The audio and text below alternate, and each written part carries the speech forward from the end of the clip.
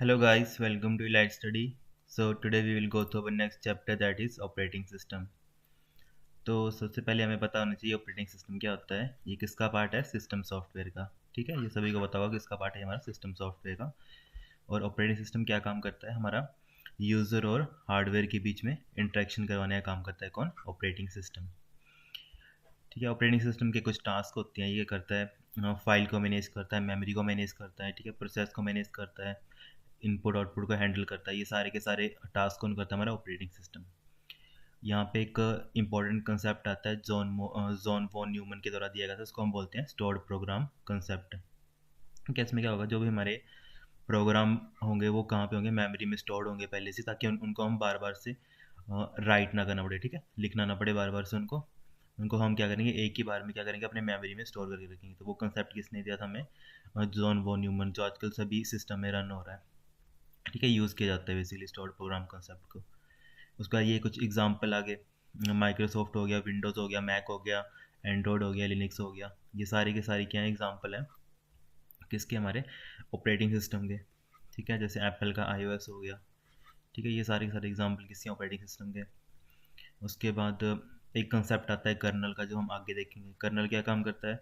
जो हमारी एप्लीकेशन होती है और हार्डवेयर होती है ना, इनके बीच में इंटरेक्शन करवाने का काम करता है। ठीक है, इंटरेक्शन करने का काम करता है कौन? कर्नल। ठीक है, ये भी हम आगे देखेंगे। यहाँ पे उसके बाद कुछ कंसेप्ट आगे, प्रॉपर्टीज़ आ गई। और बेसिक ऑपरेटिंग सिस्टम की क्या क्या प्रॉपर्टीज़ होती हैं, जो हमारे ऑपरेटिंग सिस्टम क्या क्या टास्क करता है। जैसे मल्टीटास्किंग करता है, मल्टी प्रोग्रामिंग करता है, रियल टाइम सिस्टम में यूज़ किया जाता है ऑपरेटिंग सिस्टम को, इंटरेक्टिव होता है, बैच प्रोसेसिंग होता है, एरर हैंडलिंग होता है। ये सारे के सारे टास्क परफॉर्म किए जाते हैं। उसके बाद हम देखेंगे types of operating system. But उसके पहले हम थोड़ा बेसिक देख लेते हैं। जैसे मैंने पहले बता दिया कि ऑपरेटिंग सिस्टम क्या होता है। ये एक इंटरफेस प्रोवाइड करने का काम करता है, किसके बीच में? यूज़र और कंप्यूटर के बीच में। ठीक है, जब भी हमारा, हमें पता है जब भी कहाँ पे सबसे पहले जो प्रोग्राम रन होता है उसको हम क्या बोलते हैं? बायोस बोलते हैं। तो बायोस में क्या लिखा होता है? जो हमारा ऑपरेटिंग सिस्टम होता है ना, उसकी जो कहाँ से वो स्टार्ट हो रहा है, ठीक है, उसका जो फर्स्ट एड्रेस होता है वो कहाँ पे लिखा होता है? बायोस में। तो जैसे ही वो लोड होता है रैम में, ठीक है, तो जैसे लोड होता है तो हम क्या होता है, जो हमारा ऑपरेटिंग सिस्टम है वो रन होने स्टार्ट हो जाता है। जैसे फॉर एग्जांपल जब हम विंडोज़ को ऑन करते हैं, ठीक है, तो हमारा जो विंडोज़ 10 11 जिसका जो भी वर्जन चल रहा है, अभी करंटली 11 चल रहा है जैसे, तो वो क्या होता है? उस टाइम पे रन हो रहा होता है। ठीक है, उसको हम क्या बोलते हैं? ऑपरेटिंग सिस्टम बोलते हैं। और ये किस सॉफ्टवेयर का पार्ट आता है? हमारा सिस्टम सॉफ्टवेयर का। ठीक है, सिस्टम सॉफ्टवेयर का पार्ट आता है। उसका कर्नल आ गया। कर्नल क्या होता है? मान लो ये आपका ऑपरेटिंग सिस्टम है, ठीक है, ऑपरेटिंग सिस्टम का एक कंपोनेंट होता है। ठीक है, उसको हम क्या बोलते हैं? कर्नल बोलते हैं। ठीक है, कर्नल क्या काम करता है? जितनी हमारी ऑपरेटिंग सिस्टम की इंस्ट्रक्शंस होंगी ना, ठीक है, ऑपरेटिंग सिस्टम की अपनी कुछ इंस्ट्रक्शन होंगी, इसको कन्वर्ट करने का काम करता है मशीन लैंग्वेज में। ठीक है, 0101 की फॉर्म में कन्वर्ट करने का काम करता है कर्नल। ठीक है, जैसे यहाँ लिखे कर्नल क्या है? एक कोर कंपोनेंट है किसका? ऑपरेटिंग सिस्टम का, जिसको हम क्या बोलते हैं? ये भी सिस्टम प्रोग्राम है। It is a part of operating system. ठीक है, ये पार्ट किसका? ऑपरेटिंग सिस्टम का, जो कन्वर्ट करता है जो भी ओएस की कमांड होगी, ठीक है, ऑपरेटिंग सिस्टम की कुछ भी कमांड्स होंगी, उनको किस में कन्वर्ट करेगा? मशीन लैंग्वेज में कन्वर्ट करेगा। ठीक है, यहाँ पे इनका डिफरेंस देख लेते हैं। सबसे पहले ऑपरेटिंग सिस्टम, फिर आ गया हमारा कर्नल। तो ऑपरेटिंग सिस्टम क्या है? एक सिस्टम सॉफ्टवेयर है। कर्नल भी क्या है? एक सिस्टम सॉफ्टवेयर ही है, क्योंकि ये क्या है? ओएस का पार्ट है। ठीक है, ओएस का एक कंपोनेंट है कर्नल। और ऑपरेटिंग सिस्टम क्या करता है? इंटरफेस प्रोवाइड करने का काम करता है यूज़र और हार्डवेयर के बीच में। उस तरह कर्नल क्या काम करता है? एप्लीकेशन और हार्डवेयर के बीच में इंटरेक्शन करवाने का काम करता है। उसके बाद ओएस हमें क्या प्रोवाइड करता है? Security and protection. ठीक है, जैसे विंडोज़ में क्या आता है? डिफेंडर आता है। ठीक है, डिफेंडर करके आता है। और कर्नल का बेसिकली काम क्या होता है? जितने भी हम ओएस के द्वारा मेमोरी मैनेज होता है, ठीक है, चाहे वो डिस्क मैनेज होता है, प्रोसेस मैनेज होता है, टास्क मैनेज होता है, वो सारा का सारा कौन हैंडल करने का काम करता है? कर्नल हैंडल करने का काम करता है। ठीक है, ओएस का एक पार्ट होता है, फिर उसको हम क्या बोलते हैं? कोर कंपोनेंट बोलते हैं उसको। उसका नाम क्या होता है? कर्नल। तो ये सारे के सारे टास्क कौन परफॉर्म करता है? कर्नल। उसके बाद जितने भी हमारे सिस्टम ओएस को रन होने के लिए, मतलब ओएस ऑपरेटिंग सिस्टम का जितनी हमारी एप्लीकेशन वगैरह रन होने के लिए हमें क्या चाहिए होता है? एक ओएस चाहिए होता है। ठीक है, उसी तरह हमारे ऑपरेटिंग सिस्टम को रन होने के लिए हमें क्या चाहिए होता है? कर्नल की ज़रूरत होती है। ठीक है, उसके बाद आगे टाइप्स ऑफ ऑपरेटिंग सिस्टम क्या होते हैं। तो जैसे यहाँ पे सिंगल हो गया, मल्टी यूज़र हो गया, क्या मल्टी प्रोसेसर हो गया, रियल टाइम हो गया, डिस्ट्रीब्यूटेड हो गया, इनको हम आगे देखेंगे। उसके बाद कर्नल के कुछ टाइप्स होते हैं, मोनोलिथिक और माइक्रोलिथिक, इनको भी हम आगे देखेंगे। ठीक है, और ये मैंने पहले बता दिया ओएस क्या होता है। जो फर्स्ट प्रोग्राम होता है, जो कंप्यूटर बूट अप होता है, तो ये लोड होता है सबसे पहले। और उसके बाद कर्नल क्या होता है, जैसे हमारा ओएस लोड होता है ना, तो ओएस में जो सबसे पहला फर्स्ट प्रोग्राम होता है वो लोड होता है, उसको हम क्या बोलते हैं, कर्नल बोलते हैं। ठीक है, उसके बाद नेक्स्ट हमारा आ गया माइक्रो कर्नल एंड कर्नल के बीच में डिफरेंस। ठीक है, तो ये क्या काम करता है हमारा, सबसे पहले तो हमें ये पता नहीं ये क्या, एक तरफ माइक्रो कर्नल है और ये मोनोलिथिक कर्नल है। किसके पार्ट है, दोनों के दोनों, ये दोनों को दोनों हमारे पार्ट, हमारे कर्नल के पार्ट हैं। ठीक है, तो जैसे कि सबसे पहले क्या आ गया हमारा माइक्रो कर्नल और दूसरा आ गया मोनोलिथिक कर्नल। तो माइक्रोलिथिक कर्नल में क्या होता है, ये कर्नल प्रोवाइड करता है कि कर्नल किसका पार्ट है, ओएस का ही पार्ट है। ठीक है, कंपोनेंट है। तो जो माइक्रो कर्नल होगा उसमें क्या होगा, जितने भी हमारे मतलब जैसे भी ये मतलब कुछ ऑपरेशन परफॉर्म करने का काम करता है, जैसे लो लेवल एड्रेसिंग हो गया, ठीक है, स्पेस को मैनेज करना हो गया, थ्रेड मैनेजमेंट होगी, इंटर प्रोसेस कम्युनिकेशन होगी। ठीक है, ये सारे के सारे जो हमारा माइक्रो कर्नल कर्नल होता है वो सारे के सारे इन चीज़ को हैंडल करने का काम करता है।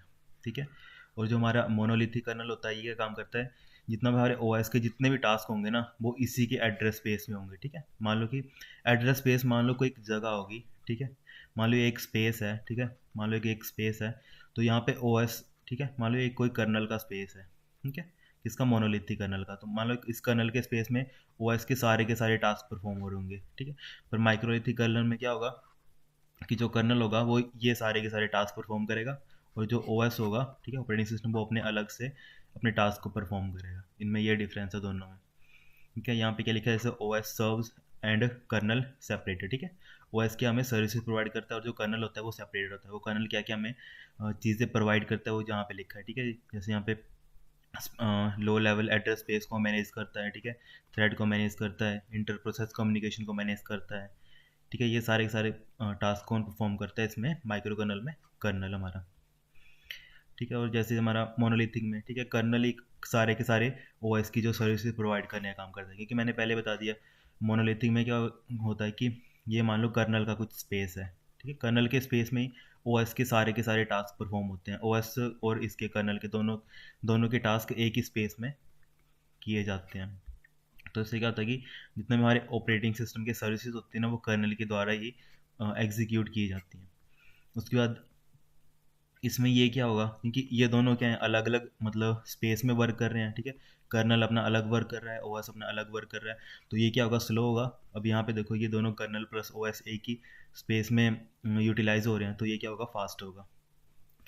ठीक है, अब मान लो कि एक कंपोनेंट में फेलियर आ गया। ठीक है, तो वो क्या करेगा, दूसरे कंपोनेंट को इफेक्ट नहीं करेगा। ठीक है, क्योंकि ओएस अपना अलग वर्क कर रहा है और कर्नल अपना अलग वर्क कर रहा है। अगर यहाँ पे देखो, अगर यहाँ पे किसी एक में इफेक्ट आ गया, वो दूसरे को भी इफेक्ट में करेगा। ठीक है, failure in a one component will effect the entire system. ठीक है, इन दोनों में ये डिफरेंस है। उसके बाद हमारा नेक्स्ट टॉपिक आ गया। अब ये देखो यहाँ पे इसमें हम क्या कर सकते हैं कि अलग अलग होते हैं, तो हम इसमें क्या करते हैं, फंक्शनैलिटीज़ को ऐड कर सकते हैं।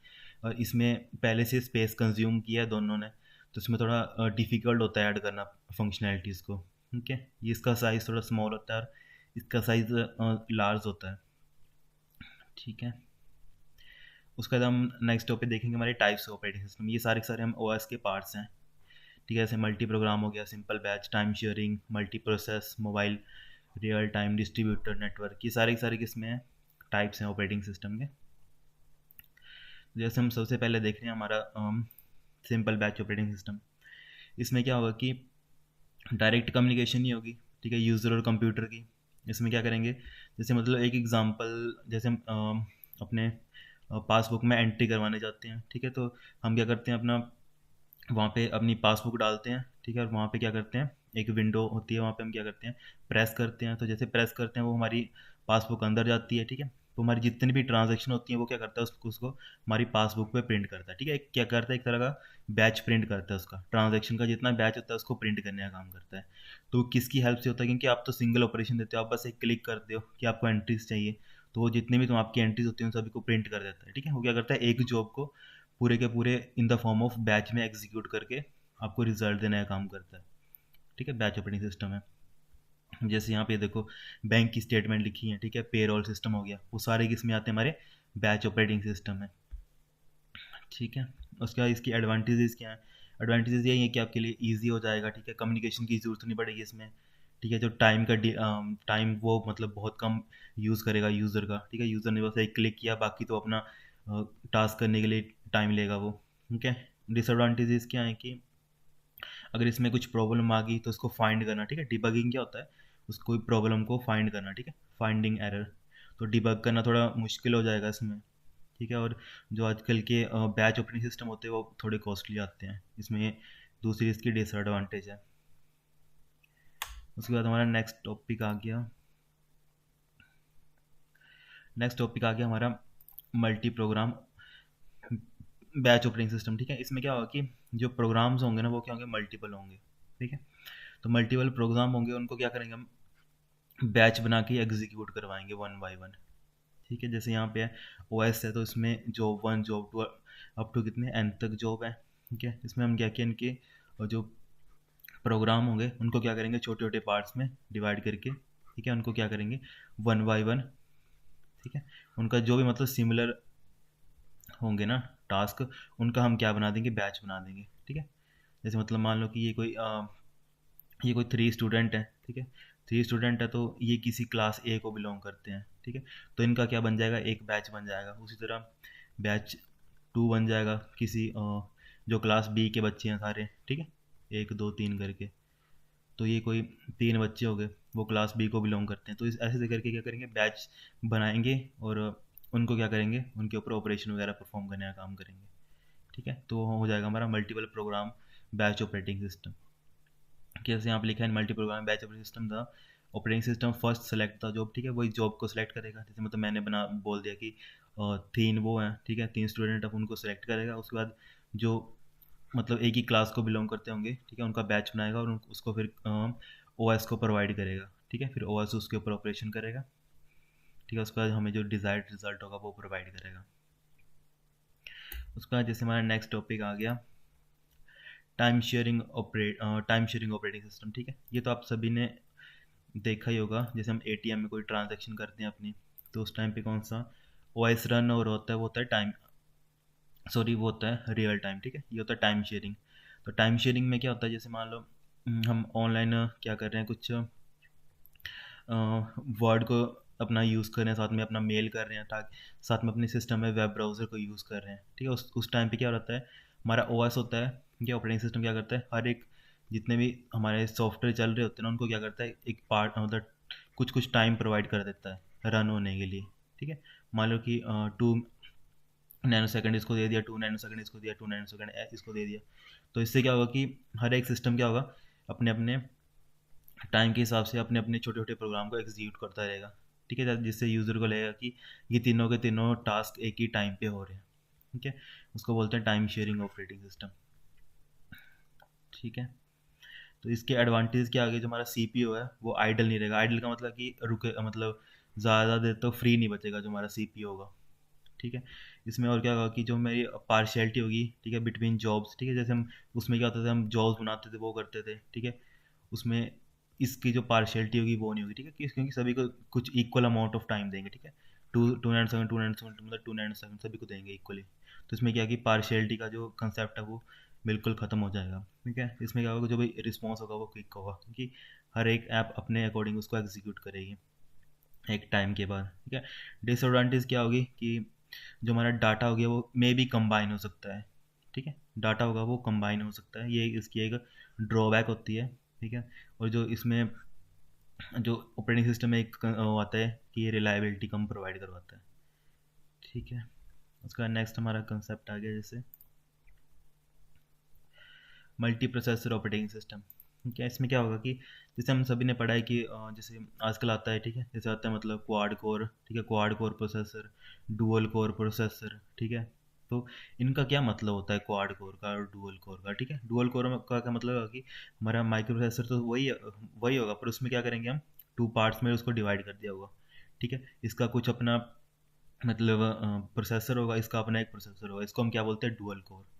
ठीक है, डुअल कोर बोलते हैं। ठीक है, और क्वाड कोर में या फिर ऑक्टा कोर में या हेक्सा मतलब अलग उसके वो आते हैं, कोर्स आते हैं। उसमें क्या करते हैं बेसिकली, जैसे मान लो कि क्वाड कोर है, उसमें क्या करेंगे, उसमें 4 पार्ट्स में ओएस मतलब इसको माइक्रो प्रोसेसर को 4 पार्ट्स में डिवाइड कर देंगे। ठीक है, होगा माइक्रो प्रोसेसर वही सेम ही, पर उसके जो छोटे छोटे पार्ट्स में उसको डिवाइड कर देंगे। छोटे पार्ट्स में उसका क्या होगा, उसका अपना रजिस्टर होगा।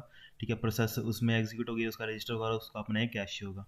ठीक है, इससे क्या होगा कि एक ही टाइम पे हम 4 प्रोग्राम को एग्जीक्यूट कर सकते हैं।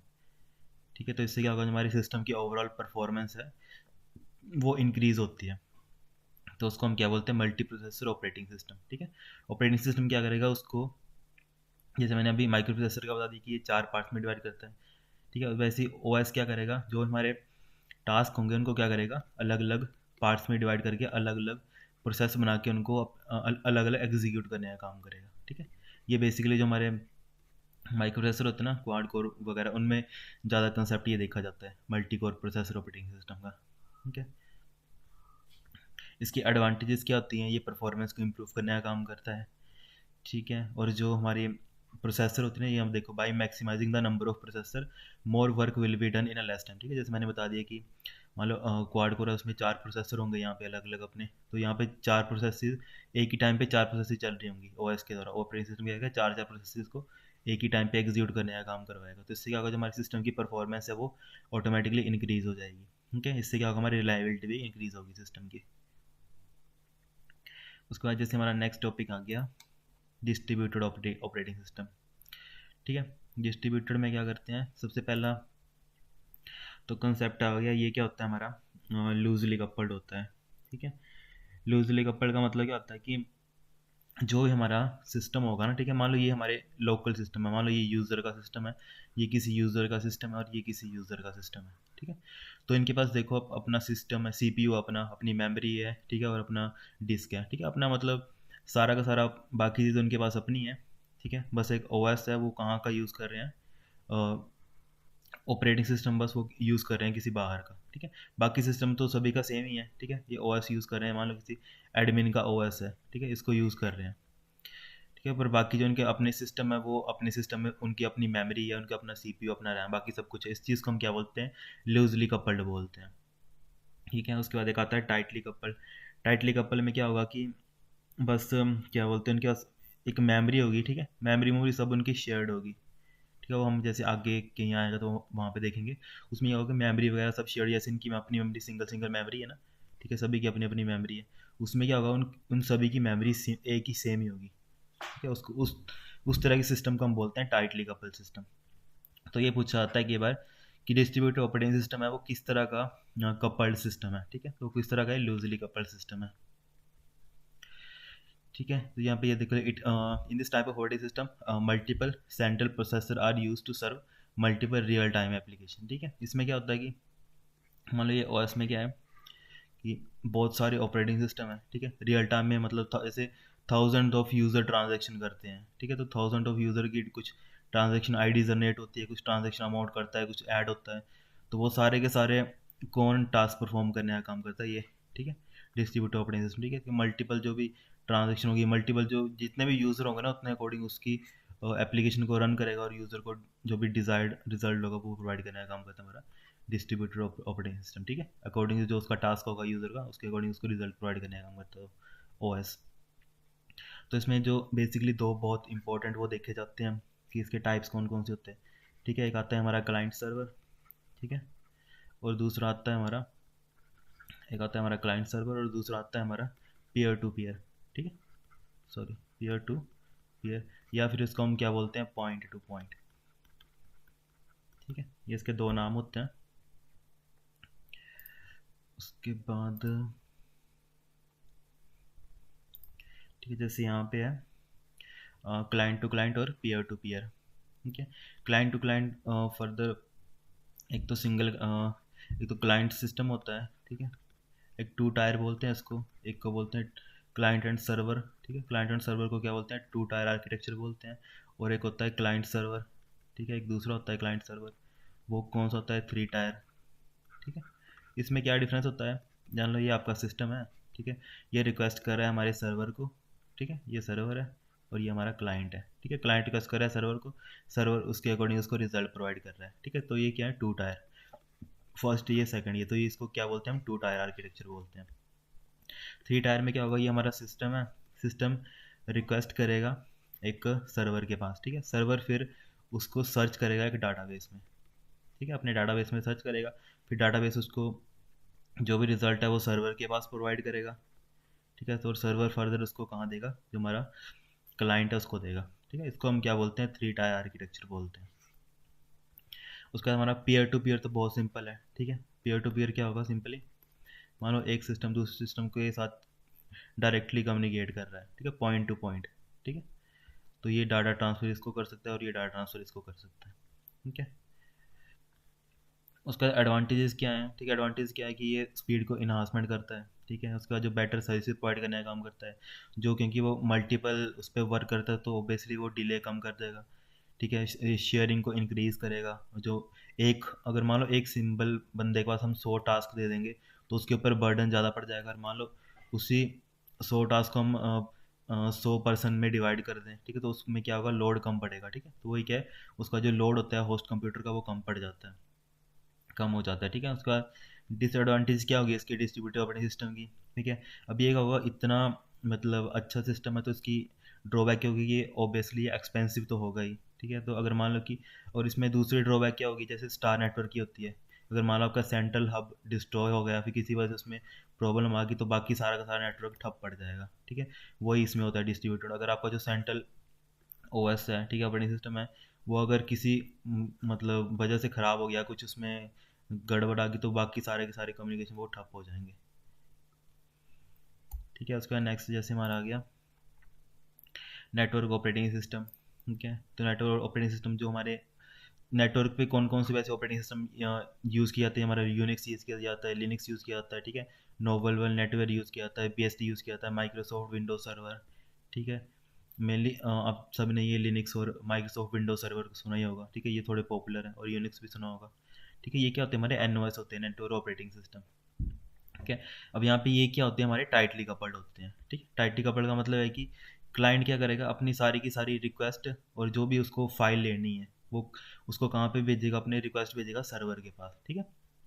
क्लाइंट के पास बस अब एक अपना, जैसे मान लो क्लाइंट क्या करेगा, जैसे हम क्या करते हैं ब्राउजर से रिक्वेस्ट भेजते हैं, ठीक है, किसी वेबसाइट पे हम क्या करते हैं, किसी फाइल को डाउनलोड करते हैं, ठीक है। तो हमारा जो ब्राउज़र है तो वो क्या करता है, जितना भी ऑपरेशन वगैरह होता है सब कुछ होता है वो कहाँ पे जाके परफॉर्म होता है, हमारा सर्वर के पास एक रिक्वेस्ट आती है कि मुझे ये फाइल चाहिए, तो सर्वर क्या करता है, उसको रिस्पॉन्स बैक करता है और बोलता है कि इसको, जैसे फिर रिस्पॉन्स बैक करता है उसको एक पेज ओपन होता है, ठीक है। फिर पेज ओपन के बाद वहाँ पे एक बटन वगैरह आता है कि प्लीज़ क्लिक किया टू डाउनलोड, ठीक है। तो जैसे आप डाउनलोड पे क्लिक करते हो तो यहाँ पे एक प्रोटोकॉल चलता है FTP, ठीक है। तो FTP की हेल्प से क्या करता है कि जो भी हमारे मतलब यूज़र को चाहिए होती है ना फाइल, उसको ट्रांसफ़र कर देता है उसको यूज़र को, ठीक है। तो इस तरह जो हमारा वहाँ पे कौन सा बेसिकली उस नेटवर्क में कौन सा ओएस चल रहा होता है उस सर्वर पे, ठीक है। तो वो चल रहा था हमारा नेटवर्क ऑपरेटिंग सिस्टम। ये करता है कि मल्टीपल क्लाइंट की रिक्वेस्ट जितनी भी आते हैं उनके अकॉर्डिंग उसको रिस्पॉन्स बैक करता है, ठीक है। तो ये थोड़ा इंपॉर्टेंट है नेटवर्क ऑपरेटिंग सिस्टम।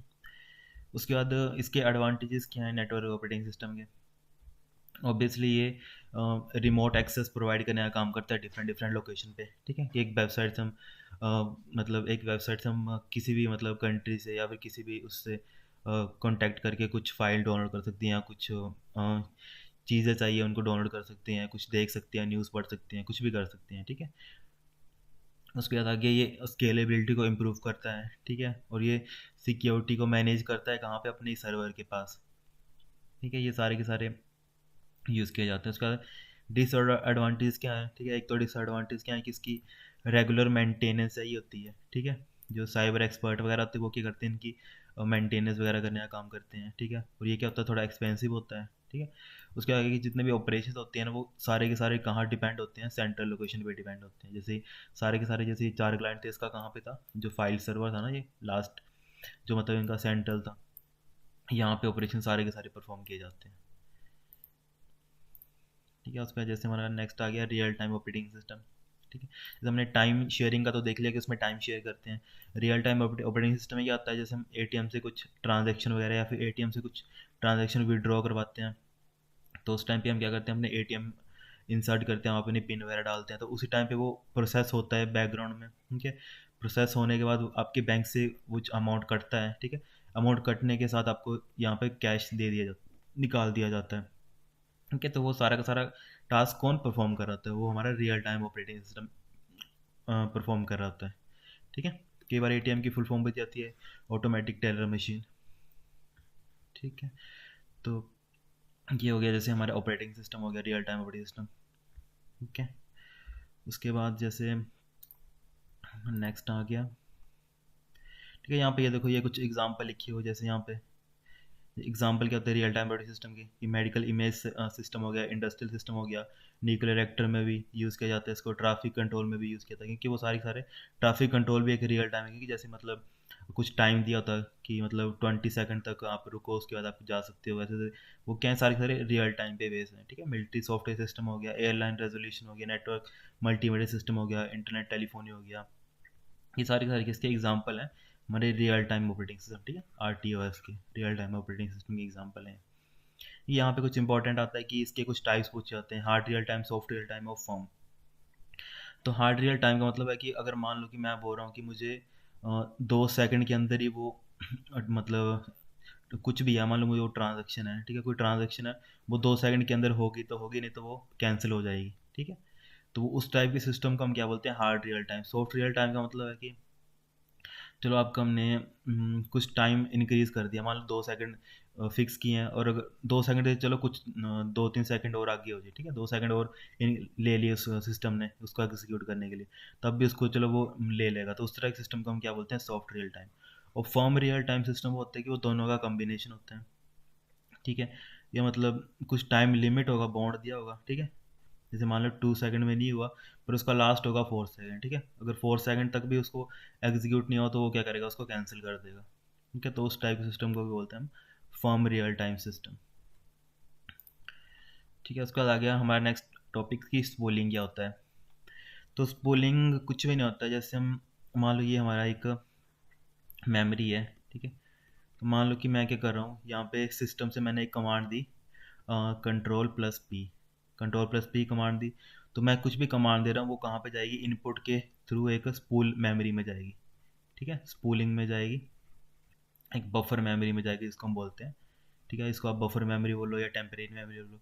तो यहाँ पे क्या होगा? स्पूल बनता जाएगा। स्पूल का मतलब एक बाई एक मतलब जितने मैं प्रिंट कमांड दूंगा उतनी उतनी यहाँ पे स्पूल बनती जाएगी, फिर वो कहाँ जाएगी? आउटपुट डिवाइस में, प्रिंटर के पास, ठीक है। तो इस चीज़ को हम बोलते हैं स्पूलिंग का कंसेप्ट है वो, ठीक है। तो स्पूलिंग में हम क्या करते हैं? यहाँ देखो, स्पूलिंग इज प्रोसेस, ठीक है, एक प्रोसेस है जिसके हम क्या करते हैं, डाटा जो भी टेम्परेरी हमने क्या किया था, उसको डाटा को हम टेम्परेरी स्टोर करते हैं, ठीक है, ताकि उसको हम फर्दर एग्जीक्यूट कर पाएँ, ठीक है, किसी डिवाइस या प्रोग्राम या सिस्टम के द्वारा, ठीक है। तो उसको हम बोलते हैं स्पूलिंग बोलते हैं, ठीक है। यहाँ पे देखिए लिखा है जैसे data is send to and stored in a memory, ठीक है। जैसे मैंने बोला कि जो भी डाटा होगा वो कहाँ जाएगा? इनपुट आउटपुट का जो भी डाटा होगा, ठीक है, आयो का जो भी डाटा होगा वो तो कहाँ जाएगा? मेमोरी में स्टोर होगा। जैसे मैंने कंट्रोल पी कमांड दी, ठीक है, वो कहाँ पे स्टोर होगी?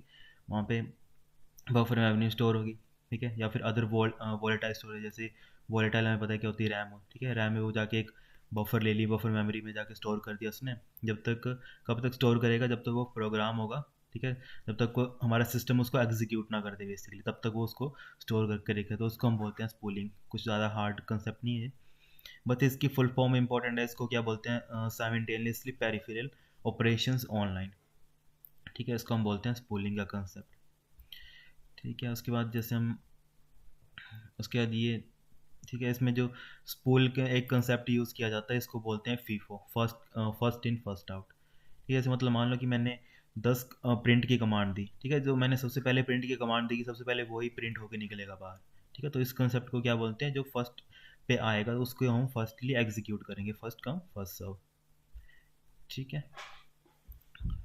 फर्स्ट कम फर्स्ट आउट दिखा है, ठीक है, यहाँ पे जैसे, तो जैसे फर्स्ट कम फर्स्ट सर्व भी बोलते हैं इसको।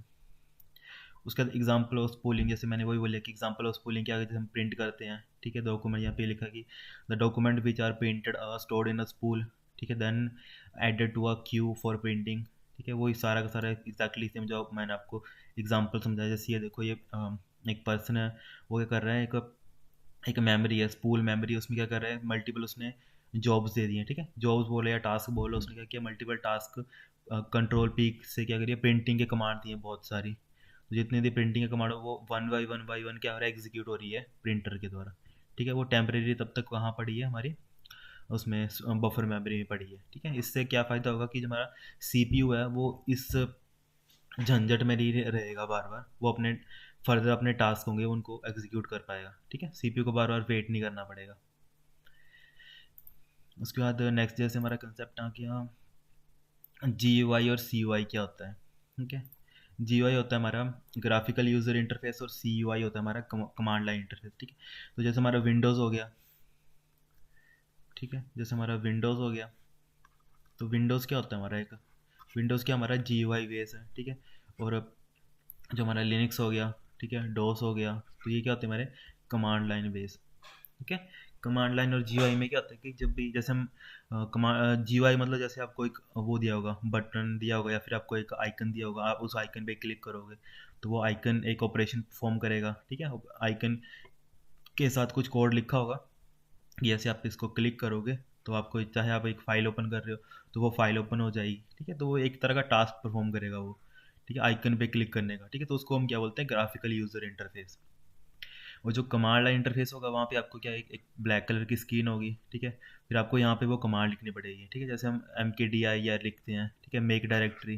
ठीक है, इस कमांड से क्या होगा कि हम एक डायरेक्टरी को क्रिएट करते हैं अपने सिस्टम के ऊपर। ठीक है, जैसे एक ये सिस्टम है, इसके अंदर मैंने एक ये डायरेक्टरी क्रिएट कर दी। ठीक है, MKDIR के से यूज़ से। ठीक है, तो उसको उस चीज़ को हम क्या बोलते हैं, कमांड लाइन इंटरफेस। ठीक है, जैसे यहाँ पे लिखा है ये क्या करता है, ग्राफिकल इंटरफेस प्रोवाइड करना है, जैसे विजुअल्स वगैरह प्रोवाइड करता है, ये यूज़र फ्रेंडली होता है, जैसे हमारा विंडोज़ होता है वो। ठीक है, जैसे दूसरा आ गया हमारा कमांड लाइन इंटरफेस। ठीक है, ये सारा का सारा टेक्स्ट और लाइन के ऊपर बेस होता है। ये क्या होता है, मशीन फ्रेंडली होता है। ठीक है, यूज़र फ्रेंडली नहीं होता है, ये मशीन फ्रेंडली होता है।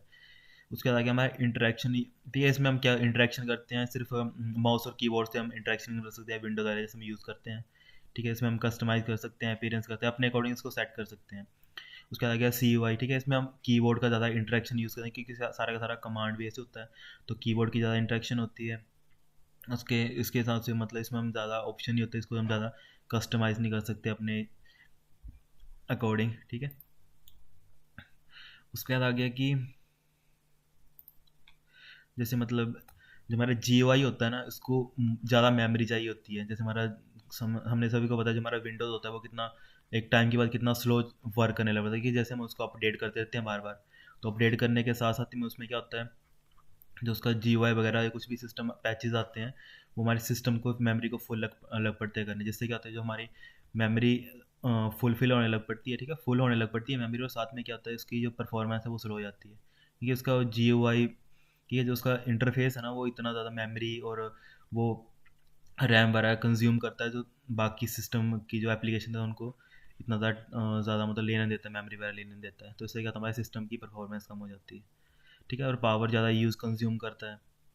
उसी तरह जो हमारा दूसरी साइड आ गया हमारा कमांड लाइन, ये मेमोरी भी कम कंज्यूम करता है। ठीक है, इसके सारे के सारे क्या होती है, टेक्स्ट बेस्ड कमांड होती हैं। ठीक है, और ये कहता है फास्ट होता है और पावर की मतलब एफिशिएंसी को इंक्रीज़ करता है। ठीक है, उसका जो हमारे एग्जांपल आ गया जैसे माइक्रोसॉफ्ट विंडो हो गया, मैक ओएस हो गया, एंड्रॉइड हो गया, एप्पल iOS हो गया, फायरफॉक्स हो गया, ये सारे के सारे क्या हैं, ग्राफिकल यूज़र इंटरफेस हैं। और जो हमारे कमांड लाइन इंटरफेस है वो क्या हमारा MS DOS हो गया, विंडो कमांड प्रॉम्प्ट हो गया। ठीक है, टर्मिनल एंड कर्नल्स हो गए। ठीक है, यूनिक्स हो गया, लिनक्स हो गया। ठीक है, लिनक्स का पूछा होता है किसने डेवलप किया, लिनक्स टॉरवाल्ड ने डेवलप किया। ठीक है, ऐसे से पूछा होता है ये। ठीक है, तो ये MS DOS हो गया। ठीक है, कई बार पूछा होता है किस लैंग्वेज में लिखा गया, सी लैंग्वेज में लिखा गया है, जैसे थोड़े थोड़े बेसिक वैसे पूछे जा सकते हैं। अभी पूछा था एंड्रॉयड किसकी है, मतलब OS है, ओपन सोर्स है एंड्रॉयड। ठीक है, किसके द्वारा डेवलप किया गया था, ठीक है, गूगल के द्वारा। कि ये थोड़े बेसिक क्वेश्चन है, पूछे जा सकते हैं। ठीक है, उसके बाद आगे आगे हमारे फाइल सिस्टम। ठीक है, तो फाइल सिस्टम में क्या होता है, जैसे NTFS हो गया, न्यू टेक्नोलॉजी फाइल सिस्टम, ये किसके द्वारा यूज़ किया जाता है, मतलब माइक्रोसॉफ्ट में आपने देखा होगा एक होता है फैट करके। ठीक है, फैट 32 होता है और एक NTFS होता है, NTFS करके दिया होता है। ठीक है, तो NTFS ये एक फाइल सिस्टम है। ठीक है, तो ये सबसे पहले कहाँ पे यूज़ किया था, 2000 में यूज़ किया गया था। ठीक है, NTFS का ये आता है REISERF सिस्टम। ठीक है, तो ये जहाँ पे मतलब इसको बोलते हैं जर्नलिंग फाइल सिस्टम। ये हमारा EXT3 की तरह ही सिमिलर होता है, जो हम उसमें यूज़ करते हैं, लिनक्स में यूज़ करते हैं।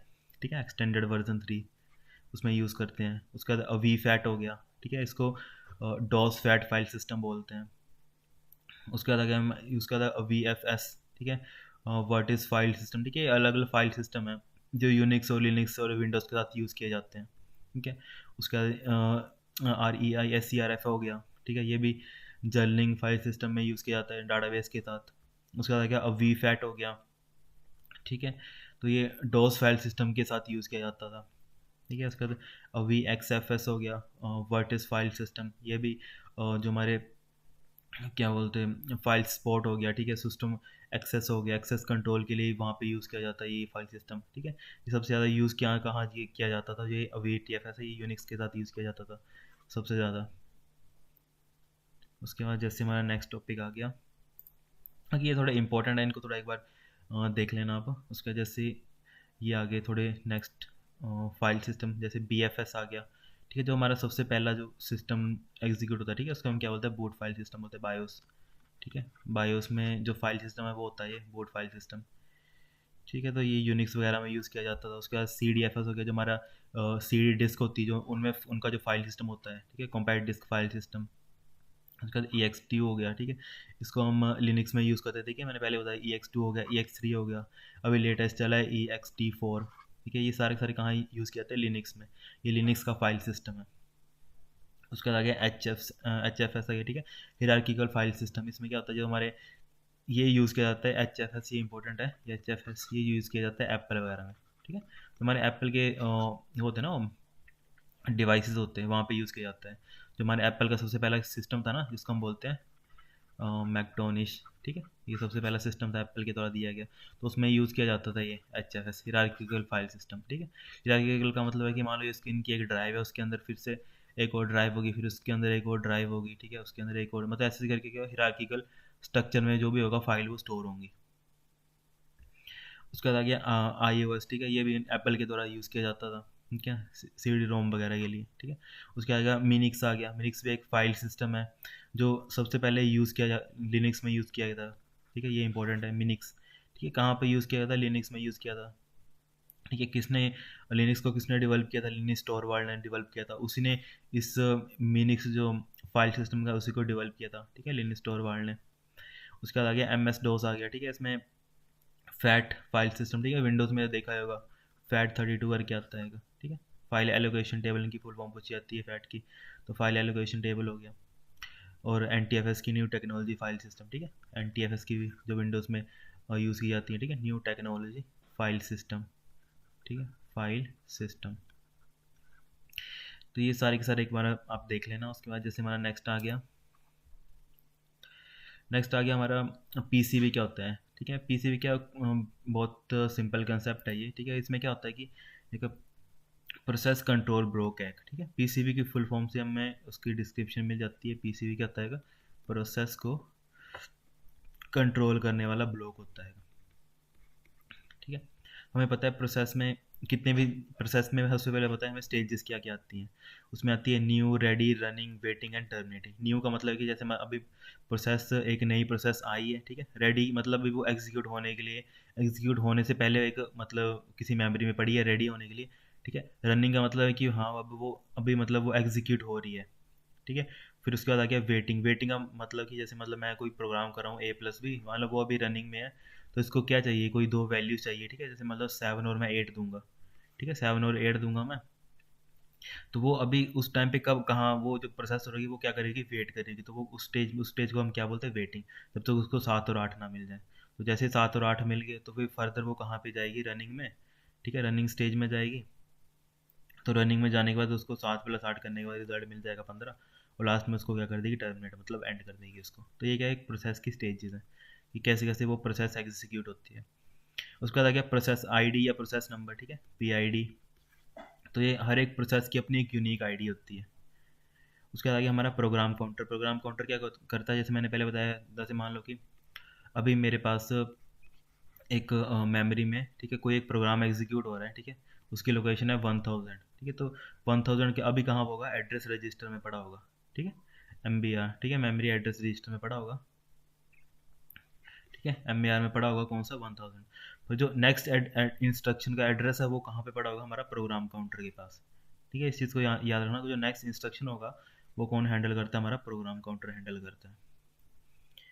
ठीक है, उसके बाद जैसे हमारा नेक्स्ट आ गया ये हमारे रजिस्टर वगैरह। ठीक है, ये सारा का सारा जो पीसीबी का ब्लॉक दिया है। तो पहले प्रोसेस की स्टेज आ गई, प्रोसेस का नंबर आ गया, प्रोग्राम काउंटर क्या करता है, रजिस्टर्स क्या होते हैं, वो रजिस्टर मतलब जहाँ पे हम अपने जो डाटा वगैरह को उनको मतलब होल्ड करके रखते हैं यहाँ पे रजिस्टर में। ठीक है, सबसे फास्टेस्ट मेमोरी होती है हमारी रजिस्टर। ठीक है, कैशे, उसके बाद कैशे आता है। ठीक है, कैशे भी फर्दर 3 पार्ट होते हैं, L1 L2 L3। ये सारा का मैंने आपको पिछले लेक्चर में बता दिया था। उसके बाद आगे हमारे उसके बाद जैसे हमारे आगे लिस्ट ऑफ ओपन फाइल। ठीक है, तो ओपन फाइल में कुछ यहाँ पे डिफरेंट टाइप की फाइल के साथ एसोसिएटेड करती हैं हमारी जो प्रोसेसेस होती हैं। जैसे हमारे सीपीयू शेड्यूलिंग इन्फॉर्मेशन, इसमें क्या होगा, जितने भी हमारी कौन सी शेड्यूलिंग एल्गोरिदम यूज़ कर रहा है वो। ठीक है, तो शेड्यूलिंग एल्गोरिदम होती हैं कुछ, जैसे फर्स्ट कम फर्स्ट सर्व होगी। ठीक है, एल्गोरिदम होती है कुछ फर्स्ट कम फर्स्ट सर्व। ठीक है, जो पहले प्रोसेस आएगी वो पहले एग्जीक्यूट होगी। फिर आती है SJF, शॉर्टेस्ट जॉब फर्स्ट, कि जो मतलब सबसे कम, जैसे मान लो ये कुछ प्रोसेसेस हैं P1। ठीक है, P1 P2 P3, अब यहाँ पे 5 और यहाँ पे 6। ठीक है, चलो यहाँ पे मैं कर देता हूँ 9। अब इस एल्गोरिदम के अकॉर्डिंग क्या होगा, जो प्रोसेस सबसे कम टाइम एग्जीक्यूट होने के लिए लेगी ना, उसको वो प्रायोरिटी नंबर 1 देगा। तो सबसे पहले P2 एग्जीक्यूट होगा, फिर हमारा P3 एग्जीक्यूट होगा और लास्ट में हमारा P1। ठीक है, तो इसको इस चीज़ को हम बोलते हैं शॉर्टेस्ट जॉब फर्स्ट। उसके बाद एक आती है हमारी राउंड रॉबिन आती है एक। ठीक है, एक आती है राउंड रॉबिन करके। ठीक है, राउंड रॉबिन में हम क्या करते हैं, टाइम स्लैश में डिवाइड कर देते हैं उसको, कि मतलब हर एक प्रोसेस को कुछ पर्टिकुलर टाइम टाइम दे देंगे।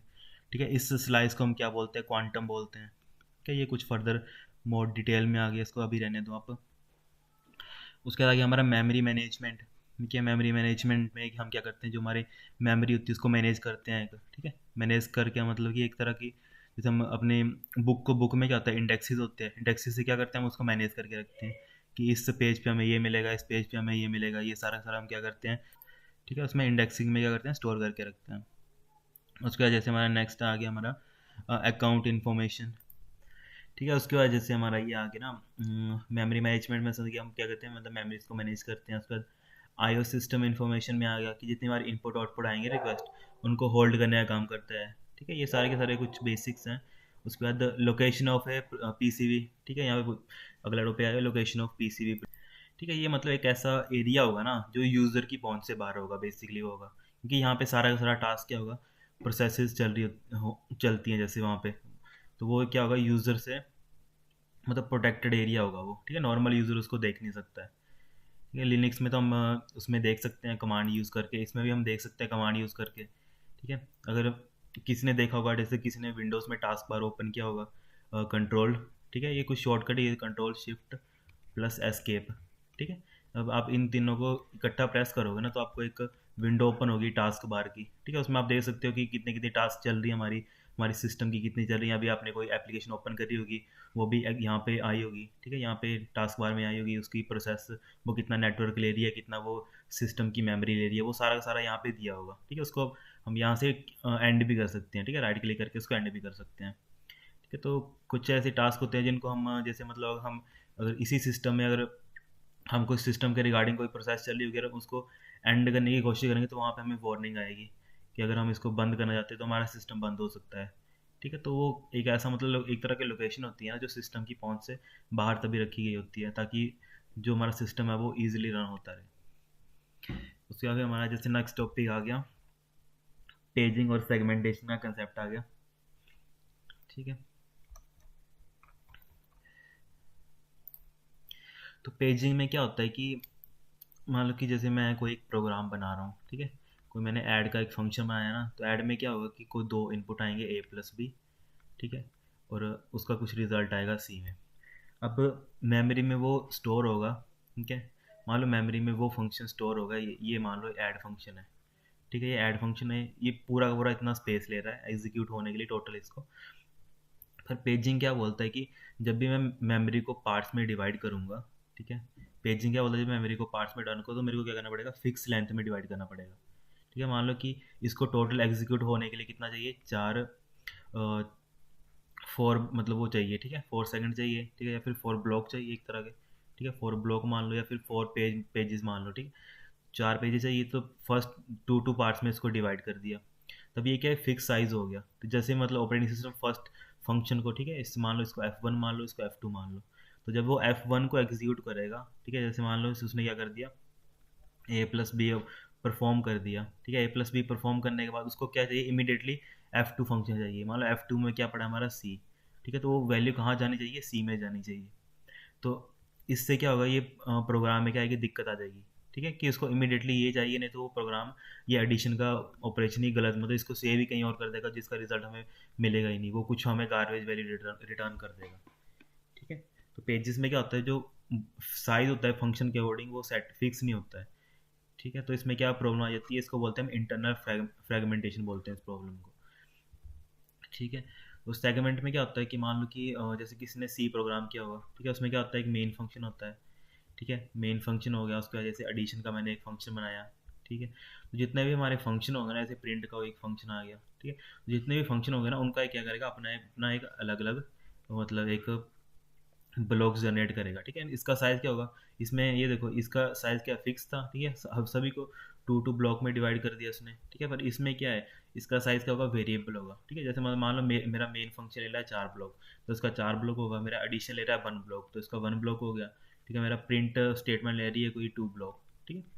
तो इसमें क्या होगा कि जो उसका साइज़ होगा ना सेगमेंट का, वो क्या होगा, वेरिएबल होगा, और इसमें क्या होगा, वो फिक्स साइज़ होगा। तो फिक्स साइज़ होने की वजह से उसमें एक प्रॉब्लम आती है, उसको हम बोलते हैं इंटरनल फ्रेगमेंटेशन।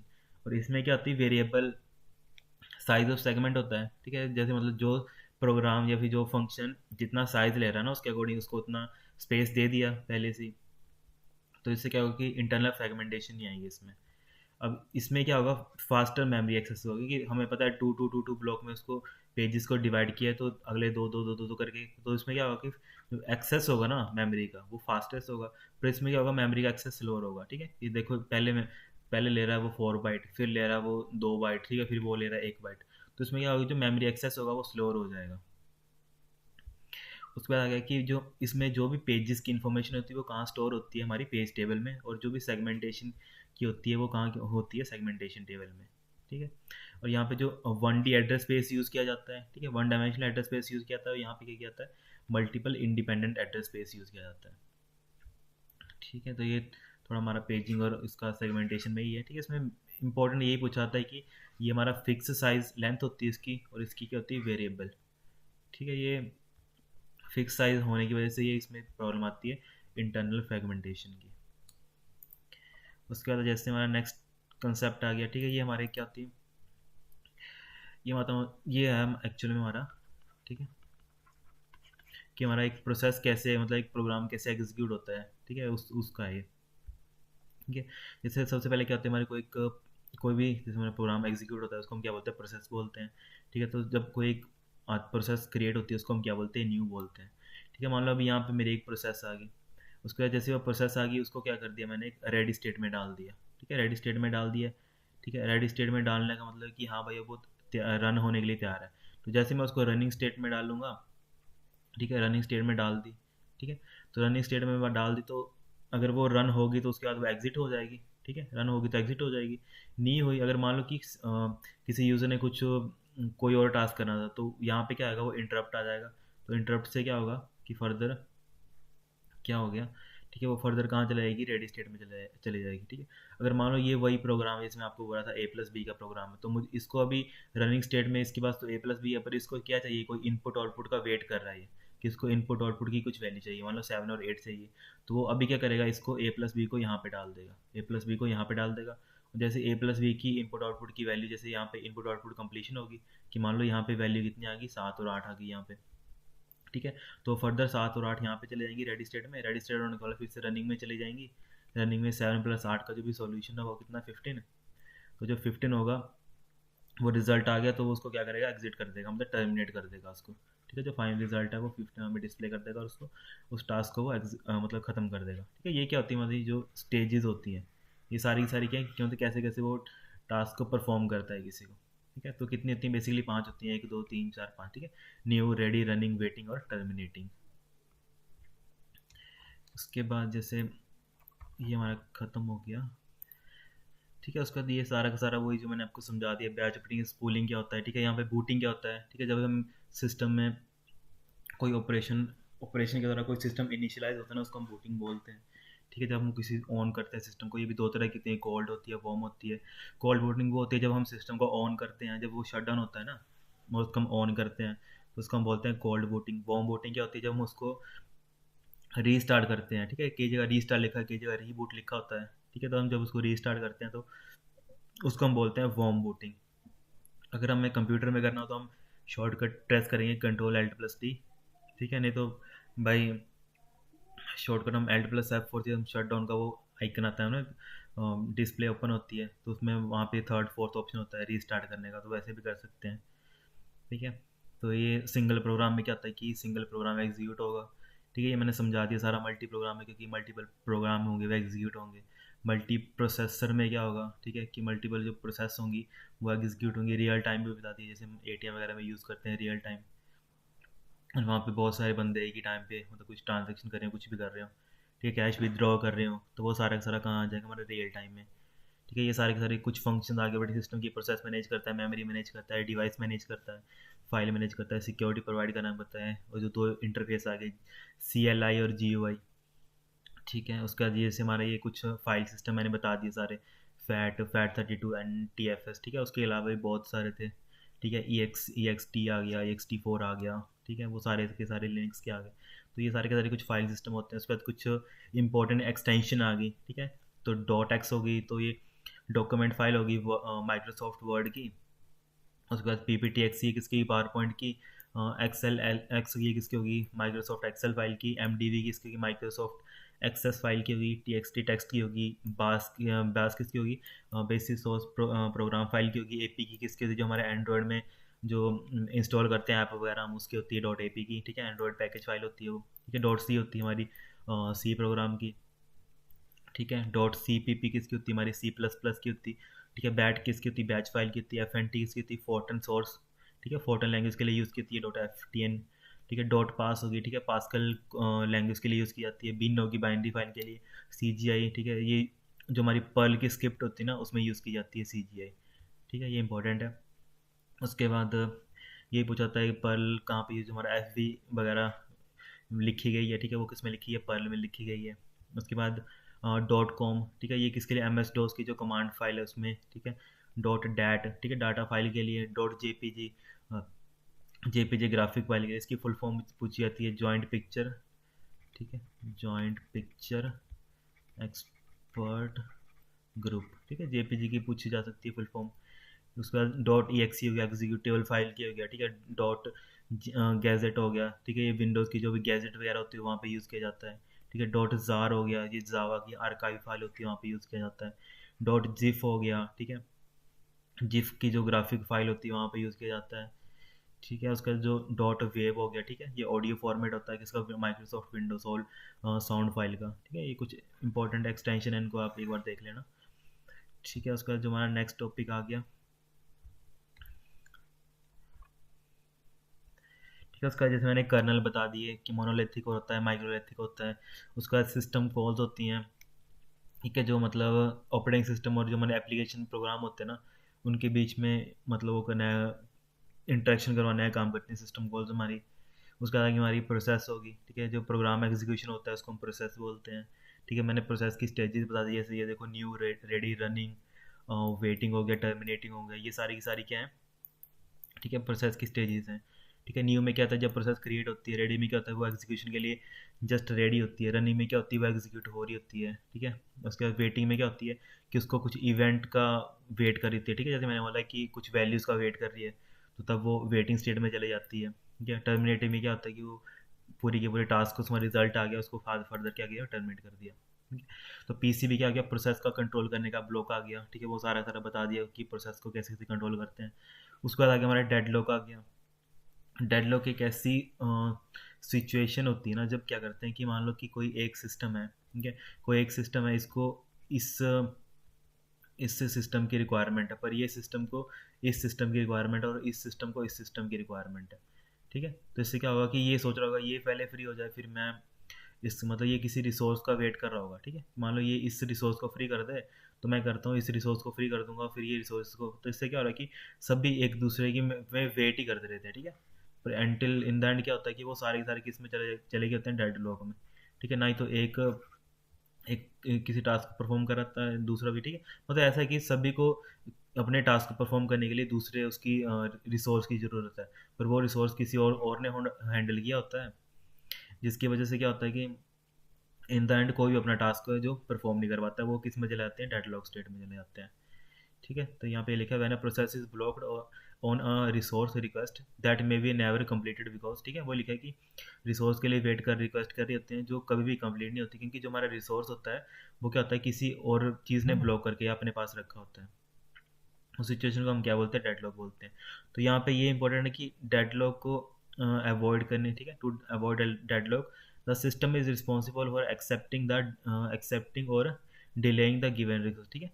तो उसको प्रिवेंट करने के लिए हम क्या करते हैं, उसको या फिर क्या बोलते हैं, उसको क्या करते हैं, डिले कर देते हैं, ये कोई रिक्वेस्ट आ रही है इसको डिले कर देते हैं या फिर उसको एक्सेप्ट कर लेते हैं इमीडिएटली। ठीक है, डेडलॉक को हटाने के लिए उसका सीपीयू की शेड्यूलिंग आ गई, ठीक है, शॉर्टेस्ट जॉब फर्स्ट, ठीक है, राउंड रॉबिन आ गई, मल्टी लेवल क्यू आ गई, मल्टी लेवल फीडबैक क्यू आ गई, ठीक है, एस आर टी एफ आ गई, उसके बाद एफ सी एफ एस आ गई, फर्स्ट कम फर्स्ट सर्व आ गई, ठीक है, प्रायोरिटी शेड्यूलिंग आ गई। ये सारे के सारे क्या है, कुछ शेड्यूलिंग एल्गोरिदम है, ठीक है, जिसके बाद जो हमारे वो होते हैं ना कि कैसे कैसे कोई प्रोसेस को हम शेड्यूल करेंगे। ठीक है, शेड्यूल का मतलब कि जैसे फर्स्ट कम फर्स्ट सर्व में कि जैसे कोई प्रोसेस पहले नंबर पर आई उसको पहले एग्जीक्यूट कर देंगे। शॉर्ट है जो फर्स्ट मैंने एग्जांपल दिए, दो पाँच और छः, जो जिसका सबसे पहला कम टाइम होगा वो उसको एग्जीक्यूट सबसे पहले करेगी। ठीक है, प्रायोरिटी शेड्यूलिंग में देखेगा कि मान लो एक यूज़र की कुछ कमांड है और एक ऑपरेटिंग सिस्टम की, अब ये देखेगा कि इन दोनों में प्रायोरिटी किसकी है, तो ऑब्वियसली यूज़र की प्रायोरिटी ज़्यादा है, तो यूज़र का जो भी टास्क होगा वो पहले उसको एग्जीक्यूट करेगा। तो उस तरह के हम बोलते हैं प्रायोरिटी शेड्यूलिंग। ठीक है, राउंड रॉबिन में क्या करेंगे, हम क्या करेंगे, क्वांटम में डिवाइड कर देंगे। क्वांटम में मतलब in the form of time, time slice में डिवाइड कर देंगे। ठीक है, हर एक जो टास्क होगा उसको क्या करेंगे, 2 2 सेकंड में, मान लो हर एक जितना भी टास्क होगा ना, ठीक है, जैसे मान लो ये टास्क 1 है, टास्क 2 है, इन सभी को इक्वल अमाउंट ऑफ टाइम देंगे राउंड रॉबिन में। मल्टी लेवल क्यू शेड्यूलिंग में क्या होगा, जैसे मान लो ये हमारी क्यू है, ठीक है, क्यू में क्या होगा कि अब जो जितनी प्रोसेसेस होंगी वो वन बाय वन यहाँ पे आती रहेंगी, P1 P2 P3 P4। तो इसमें क्या होगा, जैसे P1 का कुछ पार्ट एग्जीक्यूट हो गया वो फर्दर कहाँ लग जाएगा, बैक में लग जाएगा। ठीक है, उस तरह P कुछ एग्जीक्यूट हुआ वो फिर से फर्दर बैक में लग जाएगा। ऐसे से क्या करेगा, मतलब एक तरह क्यू की फॉर्म में हम क्या करेंगे, उनको एग्जीक्यूट करने का काम करेंगे। ठीक है, तो ये सारे के सारे कुछ शेड्यूलिंग एल्गोरिदम है। ठीक है, बेसिकली जो हमारा सीपीयू एग्जीक्यूट करता है ना किसी प्रोसेस को, उसके ऊपर बेस होते हैं हमारे सीपीयू शेड्यूलिंग। उसके बाद हमारा कंसेप्ट आता है वर्चुअल मेमोरी। वर्चुअल मेमोरी क्या होता है कि जैसे मान लो हम क्या करते हैं किसी सेकेंडरी मेमोरी का, जैसे मतलब मान लो मेरी रैम है 2 GB, ठीक है, और मेरी हार्ड डिस्क है 1 TB की। ठीक है, तो मैं क्या कर सकता हूँ, कुछ इसमें से पार्ट ले सकता हूँ एज अ रैम, ठीक है, जिसको हम क्या बोलते हैं, वो एक्चुअल में होती नहीं है पर उसको हम यूटिलाइज करते हैं, तो उस चीज़ को हम क्या बोलते हैं, वर्चुअल मेमोरी। तो मान लो जैसे मान लो मेरी रैम मैंने कर दी, ठीक है, मैंने रैम कर दी 8 GB, ठीक है, तो जो ये एक्स्ट्रा 6 GB होगी ना, ठीक है, जो ये एक्स्ट्रा ये 6 GB होगी ना, वो मैं कहाँ से लूँगा, मेरी सेकेंडरी मेमोरी से। ठीक है, तो ये सेकेंडरी मेमोरी का कुछ पार्ट को हम यूज़ करते हैं एज अ, ठीक है, एज अ इंटरनल मेमोरी, तो उसको हम क्या बोलते हैं, वर्चुअल मेमोरी का कंसेप्ट बोलते हैं। ठीक है, कि वो एक्चुअल में मेमोरी होती नहीं है पर हम क्या करते हैं, हमने सेकेंडरी मेमोरी से कुछ पार्ट ले लेते हैं, उसको एज अ वर्चुअल मेमोरी मतलब यूटिलाइज करते हैं, कि उसको हम बोलते हैं कि अब से तुम एज अ रैम वर्क करोगे। ठीक है, तो उसको हम बोलते हैं वर्चुअल मेमोरी। उसका पेज आ गया। पेज क्या होता है कि मतलब एक मेमोरी होती है, ठीक है, मेमोरी को क्या करता है, कुछ पार्ट्स में डिवाइड कर देते हैं। ठीक है, जैसे पेजेस में जो होती है ना लाइंस लगी होती हैं, तो वो क्या होती है, कुछ पार्ट्स में डिवाइड किया होता है, तो उस तरह पेज भी वैसे होता है कि मेमोरी को क्या करते हैं हम, कुछ पार्ट्स में फिक्स लेंथ में डिवाइड कर देते हैं। यहाँ पर लिखे जैसे virtual page is fix length में डिवाइड कर देते हैं। जैसे मैंने पेज का एग्जाम्पल ले लिया, कोई पेज होता है उसमें देखना हर लाइन एक फिक्स लेंथ में डिवाइड की होती है। ठीक है, और वो क्या होती है, कंटिन्यूस होती है। ठीक है, उस मैनर में उसको डिवाइड करते हैं। उसके बाद पेजिंग और सेगमेंट में बता दिया। पेजिंग में क्या होता है कि क्या बोलते हैं, जो भी होगा उसको क्या करते हैं, प्रोग्राम में कुछ भी टास्क को उसको कहते हैं फिक्स लेंथ की ब्लॉक में, ब्लॉक से उठा के कहाँ पे लेके आते हैं, रैम वगैरह में। ठीक है, तो ये सारे के सारे किसके कंसेप्ट आगे, पेजिंग और सेगमेंटेशन में क्या करते हैं कि जितने का वो वेरिएबल का साइज का फंक्शन होगा उसके अकॉर्डिंग उसको वेरिएबल साइज ऑफ ब्लॉक मिल जाएगा सेगमेंटेशन में। ठीक है, पेज फॉल्ट वो होता है कि मान लो कि सीपीयू का कुछ कोई पेज चाहिए, ठीक है, रैम से, पर वो एक्चुअल में रैम में है ही नहीं, वो प्रेजेंट ही नहीं है, तो उस तरह की सिचुएशन को हम क्या बोलते हैं, पेज फॉल्ट बोलते हैं। ठीक है, उसके आगे प्रायोरिटी इंटरप्ट। ठीक है, प्रायोरिटी इंटरप्ट का मतलब है कि मान लो कि किसी ने दो या दो से ज़्यादा रिक्वेस्ट आ गई, ठीक है। तो मान लो कि मुझे क्या करना है, कुछ चीज़ एग्जीक्यूट करनी है, ठीक है, एग्जीक्यूट करनी है, और दूसरी तरह मुझे कुछ प्रिंट करना है। तो ऑब्वियसली प्रायोरिटी किसको मिलेगी, जो सबसे पहले एग्जीक्यूट होगी उसको प्रायोरिटी से ज़्यादा मिलेगी, ठीक है। तो ये इसको क्या बोलते हैं, प्रायोरिटी इंटरप्ट बोलते हैं। मान लो अभी प्रिंटिंग चला है पर मुझे कुछ पहले एग्जीक्यूट करना है, तो मैं क्या करूँगा, इंटरप्ट दे दूंगा, और पहले अपना ये सीपीयू पहले इसको एग्जीक्यूट करेगा, उसके बाद प्रिंटिंग की कमांड वहाँ पे प्रिंटर को देगा, ठीक है। तो ये आ गया हमारा प्रायोरिटी, ठीक है। उसके बाद जैसे हमारे ऑपरेटिंग सिस्टम आ गए, ये सारे सारे एम एस डोस, विंडोज़ का 1.0 ठीक है, विंडोज़ 3.0-3.1, ठीक है, विंडोज़ 95-98, विंडोज़ ME, ठीक है, मिलेनियम एडिशन आ गया, विंडोज़ NT आ गया, ठीक है, Windows 2000, Windows XP, Windows Vista, Windows 7, ये सारे सारे क्या विंडोज़ के वर्जन है, ठीक है। विंडोज़ होम सर्वर, ठीक है, Windows CE, Windows mobile, Unix, Linux, Mac OS, ठीक है, ये सारे के सारे क्या है, OS के वर्जन है, ठीक है। उसका यहाँ पे आ गया कुछ ऑपरेटिंग सिस्टम आ गए, ठीक है। तो ये डोस का होता है, डिस्क ऑपरेटिंग सिस्टम होता है 1981 में, ठीक है, माइक्रोसॉफ्ट के द्वारा डेवलप किया गया था। इसमें जो फाइल सिस्टम यूज़ किया जाता है वो कौन सा होता है, हमारा FAT16 हो गया, ठीक है, वो यूज़ किया जाता है। अभी लेटेस्ट कौन सा है जो हमारा विंडोज़ में चल रहा है, FAT32 है, ठीक है, FAT32 है। उसके बाद ये कुछ कमांड आ गई डोस की, CHDAR, DIRCL, ठीक है। तो ये क्या है, इस कमांड लाइन में, ठीक है, मैंने क्या बोला था, डोस क्या हमारा कमांड लाइन इंटरफेस है। तो जो हम उस कमांड लाइन इंटरफेस में, मान लो कमांड लाइन जैसे ये आपकी विंडो है ना, ब्लैक कलर की विंडो होगी, और यहाँ पे इस तरह का आइकन आएगा एक, तो यहाँ पे आप कमांड लिखोगे CHDIR, ठीक है। तो जैसे आप यहाँ पे एंटर प्रेस करोगे ना, यहाँ पे एंटर प्रेस करोगे, तो एंटर प्रेस से क्या करना है, display the name and the changes the current directory, ठीक है। वो जिस भी हम डायरेक्टरी में होंगे ना, उसका हमें नाम डिस्प्ले करेगा, या फिर जो भी हमने चेंजेस वगैरह किए हैं वो डिस्प्ले करने का काम करेगा, ठीक है। ये कमांड ये काम करती है, ठीक है। DIR कमांड क्या करेंगे, जितने भी मान लो ये कोई मेरी एक फोल्डर है, ठीक है, मान लो A नाम का कोई फोल्डर है, इस फोल्डर के अंदर बड़ी सारी फाइल्स हैं, ठीक है, A B C, ठीक है, D करके ये सारी की सारी फाइल है।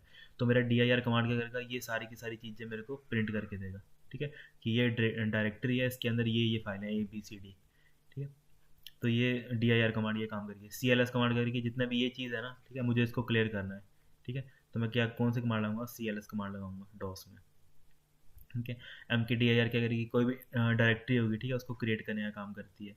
उसके बाद चेक डिस्क की क्या करती है, ठीक है, जो भी हमारे वो होगी ना, डिस्क को चेक करेगी, ठीक है, और जो भी स्टेटस होगा ना उसका वो रिटर्न करेगी हमें, ठीक है, चेक डिस्क। उसके बाद आगे हमारी RD कमांड, ठीक है, RD कमांड क्या करती है, रिमूव डायरेक्टरी करती है, ठीक है, रिमूव डायरेक्टरीज करती है, कि जो भी हमारी एम्प्टी डायरेक्टरी होगी ना, जैसे मान लो ये कोई एम्प्टी डायरेक्टरी है, तो मुझे इसको रिमूव करना है, तो मैं लिखूंगा RD_A, तो इससे क्या करोगे, ये डायरेक्टरी इसको डिलीट कर देगा, ठीक है, इसको क्या करेगा, डायरेक्टरी को डिलीट कर देगा, ठीक है। उसके बाद जैसे COMP आ गया, ठीक है, ये क्या करेगा, दो ग्रुप्स को कंपेयर करेगा आपस में, कि अगर वो मैच होगा तो वो रिटर्न कर देगा, नहीं तो रिटर्न कर देगा फॉल्स, ठीक है, ट्रू और फॉल्स रिटर्न करेगा। उसके बाद आ गया हमारा ट्री, ठीक है, ट्री क्या करेगा, जो भी हमारी मतलब फाइल सिस्टम होगा ना, उसको in the form of tree display करेगा, ठीक है। जैसे मान लो C के अंदर ये फोल्डर है, उसके अंदर ये उस फोल्डर के अंदर ये उस फोल्डर, तो उसको in the form of tree display करने का काम करेगा हमें डोस के ऊपर, ठीक है। उसके बाद हमारा रीनेम से हम क्या करते हैं, किसी भी फाइल को नाम, जैसे मतलब मुझे करना है A से उस फाइल का नाम करना है B, तो मैं क्या करूँगा, रीनेम के साथ लिखूंगा A, तो रीनेम A to B, ठीक है, A to B से क्या होगा कि जो A है वो किसमें रीनेम हो जाएगी B में। उसके बाद हमारा आ गया पाथ, ठीक है, पाथ क्या करेगा, एक पर्टिकुलर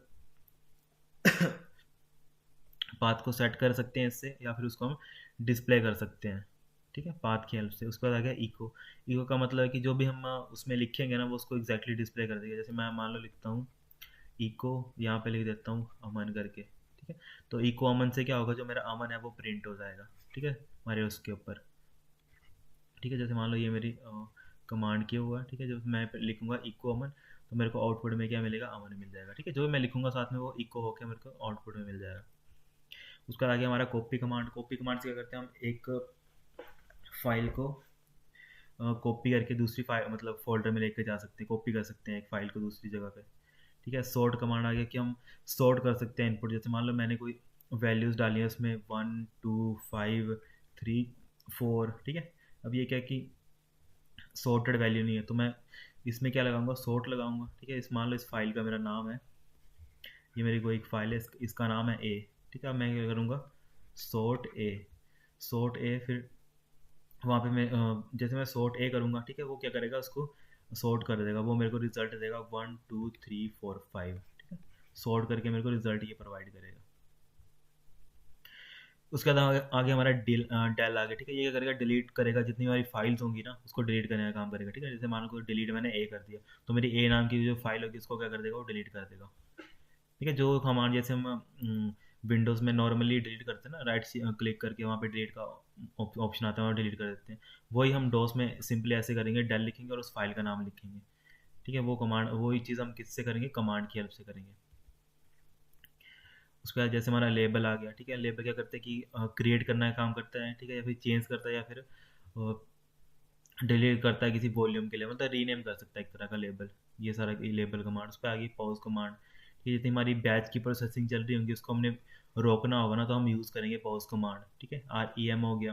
ठीक है, रैम कमांड क्या करती है, रिमेक्स। ठीक है, रिमार्क्स होता है ना जो हमारे सिस्टम में, उसके लिए हम यूज़ करते हैं REM कमांड। ठीक है, ये बताने का काम करती है कि जैसे मान लो कि मैंने कुछ कमांड लगाई है ना, ठीक है, वो क्या काम करती है एक्चुअल में, वो बताने का काम करेगी मेरे को REM कमांड। ठीक है, उसके आगे डिस्क कॉम्प, ये क्या करती है, दो डिस्कों को आपस में कंपेयर करेगी। ठीक है, डिस्क कॉम्प कमांड। उसके आगे एडिट कमांड क्या करेगी कि MS DOS के एडिटर को ना, उसको ओपन कर देगी, जिसके हम उसके हम क्या लिख सकते हैं इस बार हम क्या करते हैं, स्काई जो टेक्स्ट टेक्स्ट होते हैं उनको क्या कर सकते हैं, एडिट कर सकते हैं, मतलब एडिटेबल फॉर्म में आ सकते हैं हम इसकी हेल्प से, एडिट की हेल्प से। उसके बाद जैसे हमारा आ गया फॉर्मेट। फॉर्मेट क्या करते हैं कि जो हमारे डिस्क होती है ना, उसको क्या करता है, फॉर्मेट करने का काम करता है। ठीक है, डोस फाइल के अकॉर्डिंग। उसके बाद आ गया हमारा मूव। ठीक है, मूव क्या करता है, एक फाइल को दूसरी फाइल में मूव करने का काम करता है। एक्स कॉपी आ गया, ये क्या करता है कि मतलब कॉपीज करता है किसी डायरेक्टरी को या फिर सब डायरेक्टरी को। ठीक है, कॉपी सिंपल, इसमें और इसमें ये डिफरेंस है ना, जो हमारी कॉपी क्या करती है, एक फाइल को किसी दूसरी फाइल में कॉपी, मतलब किसी लोकेशन में और जगह पे कॉपी करने का काम करती है। पर एक्स कॉपी क्या करता है, किसी डायरेक्टरी के लिए यूज़ किया जाता है एक्स कॉपी। ठीक है, ये इंपॉर्टेंट है। उसका आगे एग्जिट। एग्जिट क्या काम करता है कि किसी हम कमांड प्रोसेसर में उससे बाहर निकलने के लिए एग्जिट का कमांड का यूज़ किया जाता है। ठीक है, उसके बाद जैसे यहाँ पे ये एक्सपैंड आ गई। ठीक है, एक्सपैंड क्या करती है कि जो भी कंप्रेस फाइल होती है ना, उसको एक्सपैंड करने का काम करती है। ठीक है, फास्ट हेल्प क्या करती है कि जितनी भी लिस्ट ऑफ कमांड्स होती है ना, उनकी जितनी ब्रीफ डिस्क्रिप्शन होती है वो देने का काम ये करती है। ठीक है, फाइंड से हम क्या कर सकते हैं, कोई स्पेसिफिक टेक्स्ट या स्ट्रिंग को फाइंड कर सकते हैं। ठीक है, तो फिर उसका ये बाकी सारे ऑपरेटिंग सिस्टम आ गए, अमीगा। ठीक है, विंडोज़, ये सारे के सारे ठीक है OS से हैं सारे के सारे। ठीक है, उसके बाद नेक्स्ट आ गया हमारा यूनिक्स। ठीक है, यूनिक्स क्या है, हमारा एक मल्टीटास्किंग है। ठीक है, multitasking multi user operating system है कि हमारा। ठीक है, यूनिक्स हमारा कहाँ पे डेवलप किया था, AT&T इसमें डेवलप किया गया था। किसने डेवलप किया था, लिनस टॉरवाल्ड ने डेवलप किया था। ठीक है, इसको लिनक्स को। ठीक है, लिनक्स को, अभी हम यूनिक्स पढ़ रहे हैं, तो यूनिक्स को किसने डेवलप किया था, इसको किया था केन थॉम्सन ने। ठीक है, यूनिक्स और लिनक्स अलग अलग है दोनों। ठीक है, उसके बाद केनिस थॉमस, डेनिस रिची। ठीक है, डेनिस रिची कौन, इसने सी लैंग्वेज को डेवलप किया था। ठीक है, तो ये पूछा था कि यूनिक्स किस तरह की लैंग्वेज है। ठीक है, तो यूनिक्स क्या होती है, हमारी मल्टी यूज़र लैंग्वेज है, पर जो हमारा डॉस है, ठीक है, वो क्या है, सिंगल यूज़र। ये पूछा जाता है कभी कि कौन सा सिंगल यूज़र है, कौन सा मल्टी यूज़र है। उसके बाद आ गया लिनक्स आ गया। ठीक है, नेक्स्ट हमारा लिनक्स आ गया। ठीक है, लिनक्स क्या है, कि ऑपरेटिंग सिस्टम है। ठीक है, जो लिनक्स कर्नल के ऊपर वर्क करता है। ठीक है, ये अल्टरनेटिव इसका है, माइक्रोसॉफ्ट विंडो का है। ठीक है, सबसे पहले इसको किसने डेवलप किया था, ठीक है, लिनस टॉरवाल्ड ने डेवलप किया था। ये देखो यहाँ पे लिखा है। ठीक है, 1991 में। ये क्या है, फ्री सोर्स है, सिक्योर है, एक्सट्रीमली स्टेबल है। ठीक है, तो ये कुछ इंपॉर्टेंट वो है, फीचर हैं लिनक्स के। ठीक है, उसके बाद ये कुछ फीचर लिखी हैं लिनक्स ऑपरेटिंग सिस्टम की। ये पोर्टेबल होता है, सिक्योर होता है, फ्रीवेयर होता है, ओपन सोर्स होता है, नेटवर्क सपोर्ट होता है, मल्टी यूज़र होता है, मल्टी प्रोग्रामिंग होता है, शेल स्क्रिप्टिंग होती है इसमें, GUI ग्राफिकल यूज़र इंटरफेस भी होता है। ठीक है, आजकल जो होता है इसको हम बोलते हैं जीनोम। ठीक है, ये पूछा जाता है जीनोम क्या है, कि इंटरफेस है किसका, लिनक्स का। रोबस्ट एंड अडेप्टेबल है। ठीक है, बेटर परफॉर्मेंस होती है इसमें, GNU। ठीक है, GNU-GPL का, इसका जो लाइसेंस है प्रोवाइड किया गया है, ठीक है, ग्लोबल पब्लिक लाइसेंस प्रोवाइड किया गया है, इसमें फ्लेक्सिबिलिटी है। तो ये सारी की सारी किसकी इसकी है करेक्टरिस्टिक्स हैं, लिनक्स की हैं। इसको थोड़ा मायने में रखना। उसके आगे कुछ लिनक्स की कमांड है, जैसे हमने ऊपर डॉस की कमांड पढ़ी, उस तरह लिनक्स की भी अपनी कुछ कमांड है।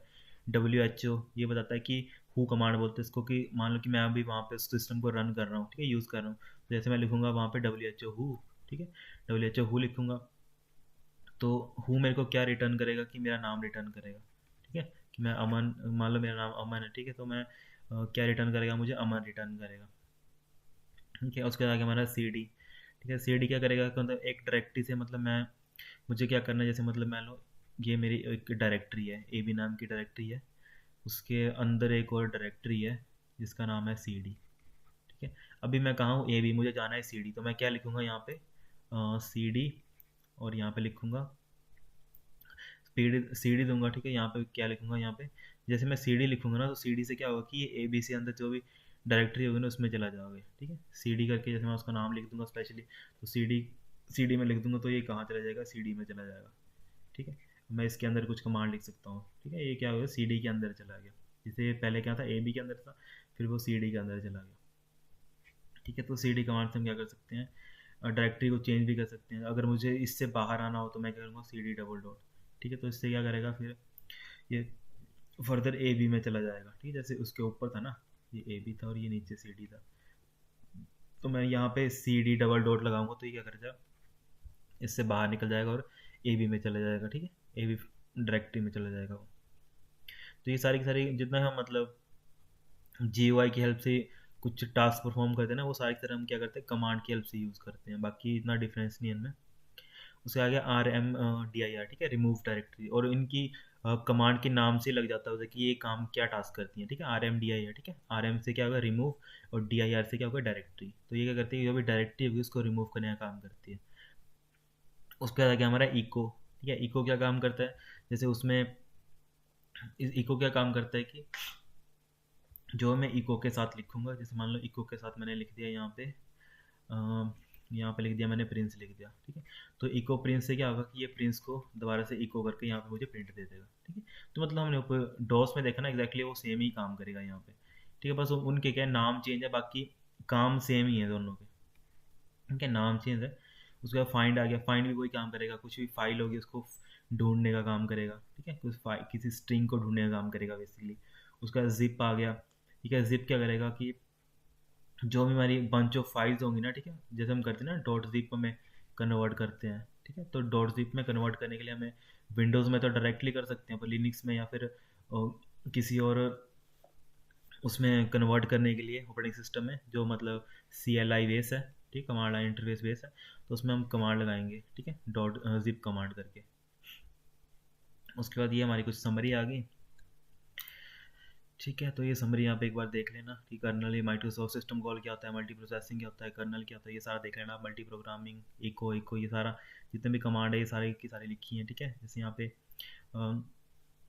एलियास होगी, ठीक है, यहाँ पे ये देखो जैसे मल्टी प्रोसेसिंग होगी, ठीक है। ये मल्टी प्रोसेसिंग क्या काम करती है कि दो या दो से अधिक प्रोसेसिंग यूनिट को क्या करती है, सिंगल कंप्यूटर मतलब क्या करती है, मल्टीपल प्रोसेस टास्क चलते हैं वहाँ पे, ठीक है। सॉकेट क्या होता है कि कनेक्शन बनाने का काम करता है डिफरेंट एप्लीकेशंस के लिए, ठीक है। Connection socket is use to make connection between two or more application, ठीक है। और या end points of a connection are also a socket, ठीक है। तो सॉकेट कितना 48 बिट का होता है, ये मैंने बताया था एक पिछले लेक्चर में आपको, ठीक है। उसके बाद जैसे हमारा ये कुछ कमांड है, एलियास कमांड, ठीक है। एलियास कमांड करती है कि एक सेकेंड, ठीक है। एलियास कमांड क्या काम करती है कि जो भी हमारा क्या बोलते हैं, जैसे मान लो कि मुझे क्या करना है, किसी कमांड का नाम चेंज करना है, ठीक है। तो मैं किसकी हेल्प से करूँगा, एलियास कमांड की हेल्प से चेंज करूँगा, ठीक है। मान लो जैसे रिमूव डायरेक्टरी की थी ना, जैसे चलो RD कर देते हैं, ठीक है। RD से क्या था, रिमूव डायरेक्टरी थी, ठीक है। तो मुझे मान लो RD का ये नाम नहीं रखना है, मुझे कुछ और नाम रखना है, ठीक है। मैं सिंपली एक्स लिखूँ और उसके साथ डायरेक्टरी का नाम दूँ, तो ये एक्स लिखने के एक्स एग्जैक्टली इसी की तरह काम करे, तो मुझे क्या लिखना पड़ेगा, एलियास, ठीक है। एलियास क्या करूँगा, RD को उसके में कन्वर्ट करना है एक्स में, ठीक है। तो ये क्या करेगा, जो भी RD का मतलब होगा उसको एक्स में कन्वर्ट कर देगा, ठीक है। अब मैं फर्दर RD यूज़ करूँगा तो वो RD का यूज़ नहीं करेगा, वो क्या समझेगा, एक्स समझेगा उसको, ठीक है, फिर जैसे मैं एक्स लिखूँगा और जो मैं कमांड लगाऊंगा तो एक्स का मतलब क्या हो जाएगा, सिंपली रिमूव डायरेक्टरी करना चाहता है ये इंसान। ठीक है, मतलब उसका क्या करूँगा, कमांड का नाम चेंज कर देता हूँ मैं। ठीक है, उसके बाद कैट आ गई। कैट का क्या करते हैं हम, किन्हीं दो फाइल्स को कंबाइन करने का काम करते हैं कैट की हेल्प से। ठीक है, उसके आगे हमारी सी एच मोड होगी। ठीक है, इससे हम कमांड मतलब कैट से हम क्या करते हैं, कंबाइन भी कर सकते हैं, फिर कंटेंट देख भी सकते हैं, कंटेंट ऐड भी कर सकते हैं कैट की हेल्प से। ठीक है, फिर आगे मेरे C H mode. C H mode use करते हैं हम परमिशन देने के लिए। ठीक है, कि मतलब वो जैसे मान लो कि मैंने एक फ़ाइल क्रिएट की है। ठीक है, फ़ाइल क्रिएट की है तो मैं उसमें परमिशन लगा सकता हूँ कि सिर्फ यूज़र उसको देख सके, उसको एडिट ना कर सके। ठीक है, तो वो किसकी हेल्प से लगाऊंगा, मैं सी एच मोड की हेल्प से लगाऊंगा। ठीक है, फिर आगे जैसे हमारा सी एच ऑन। ठीक है, कि ये बताने का काम होता है कि उस फाइल का ऑनर कौन है। ठीक है, उसके आगे लेस। लेस अलाउ करता है कि हमें कम से कम कमांड यूज़ करनी है अपने एडिटर में। ठीक है, तो वहाँ पे हम लगाएंगे लेस। ठीक है, ये सारे के सारे कुछ कमांड हैं यहाँ पे। ठीक है, जैसे एल एस हो गया, यूज़र की लिस्ट। ठीक है, एल एस होती है, लिस्ट बनाने के लिए यूज़ की जाती है। उसके बाद पासवर्ड हो गया, कि पासवर्ड को चेंज करने के लिए। मेक डायरेक्टरी होगा, डायरेक्टरी क्रिएट करने के लिए। ठीक है, इको हो गया कि कुछ भी स्ट्रिंग को प्रिंट करने के लिए। ठीक है, फ्री हो गया कमांड कि जितनी हमारी मेमोरी होगी उसको फ्री करने के लिए। ठीक है, एम हो गया मूव के लिए। पिंग कमांड होती है कि हमारी नेटवर्क की कनेक्टिविटी को वेरीफाई करने के लिए यूज़ करते हैं हम पिंग कमांड। ठीक है, ग्रैप कमांड हो गया कि जिसके द्वारा हम क्या करते हैं, सर्च करते हैं किसी पैटर्न को। ठीक है, ग्रैप कमांड की हेल्प से। उसके बाद ये ग्रुप्स आ गया। ग्रुप्स में क्या आता है कि तीन तरह के ग्रुप्स होते हैं। ठीक है, एक यूज़र होता है, एक ऑनर होता है, एक व्यूअर होता है। ठीक है, तो उसके लिए हम यूज़ करते हैं ग्रुप कमांड।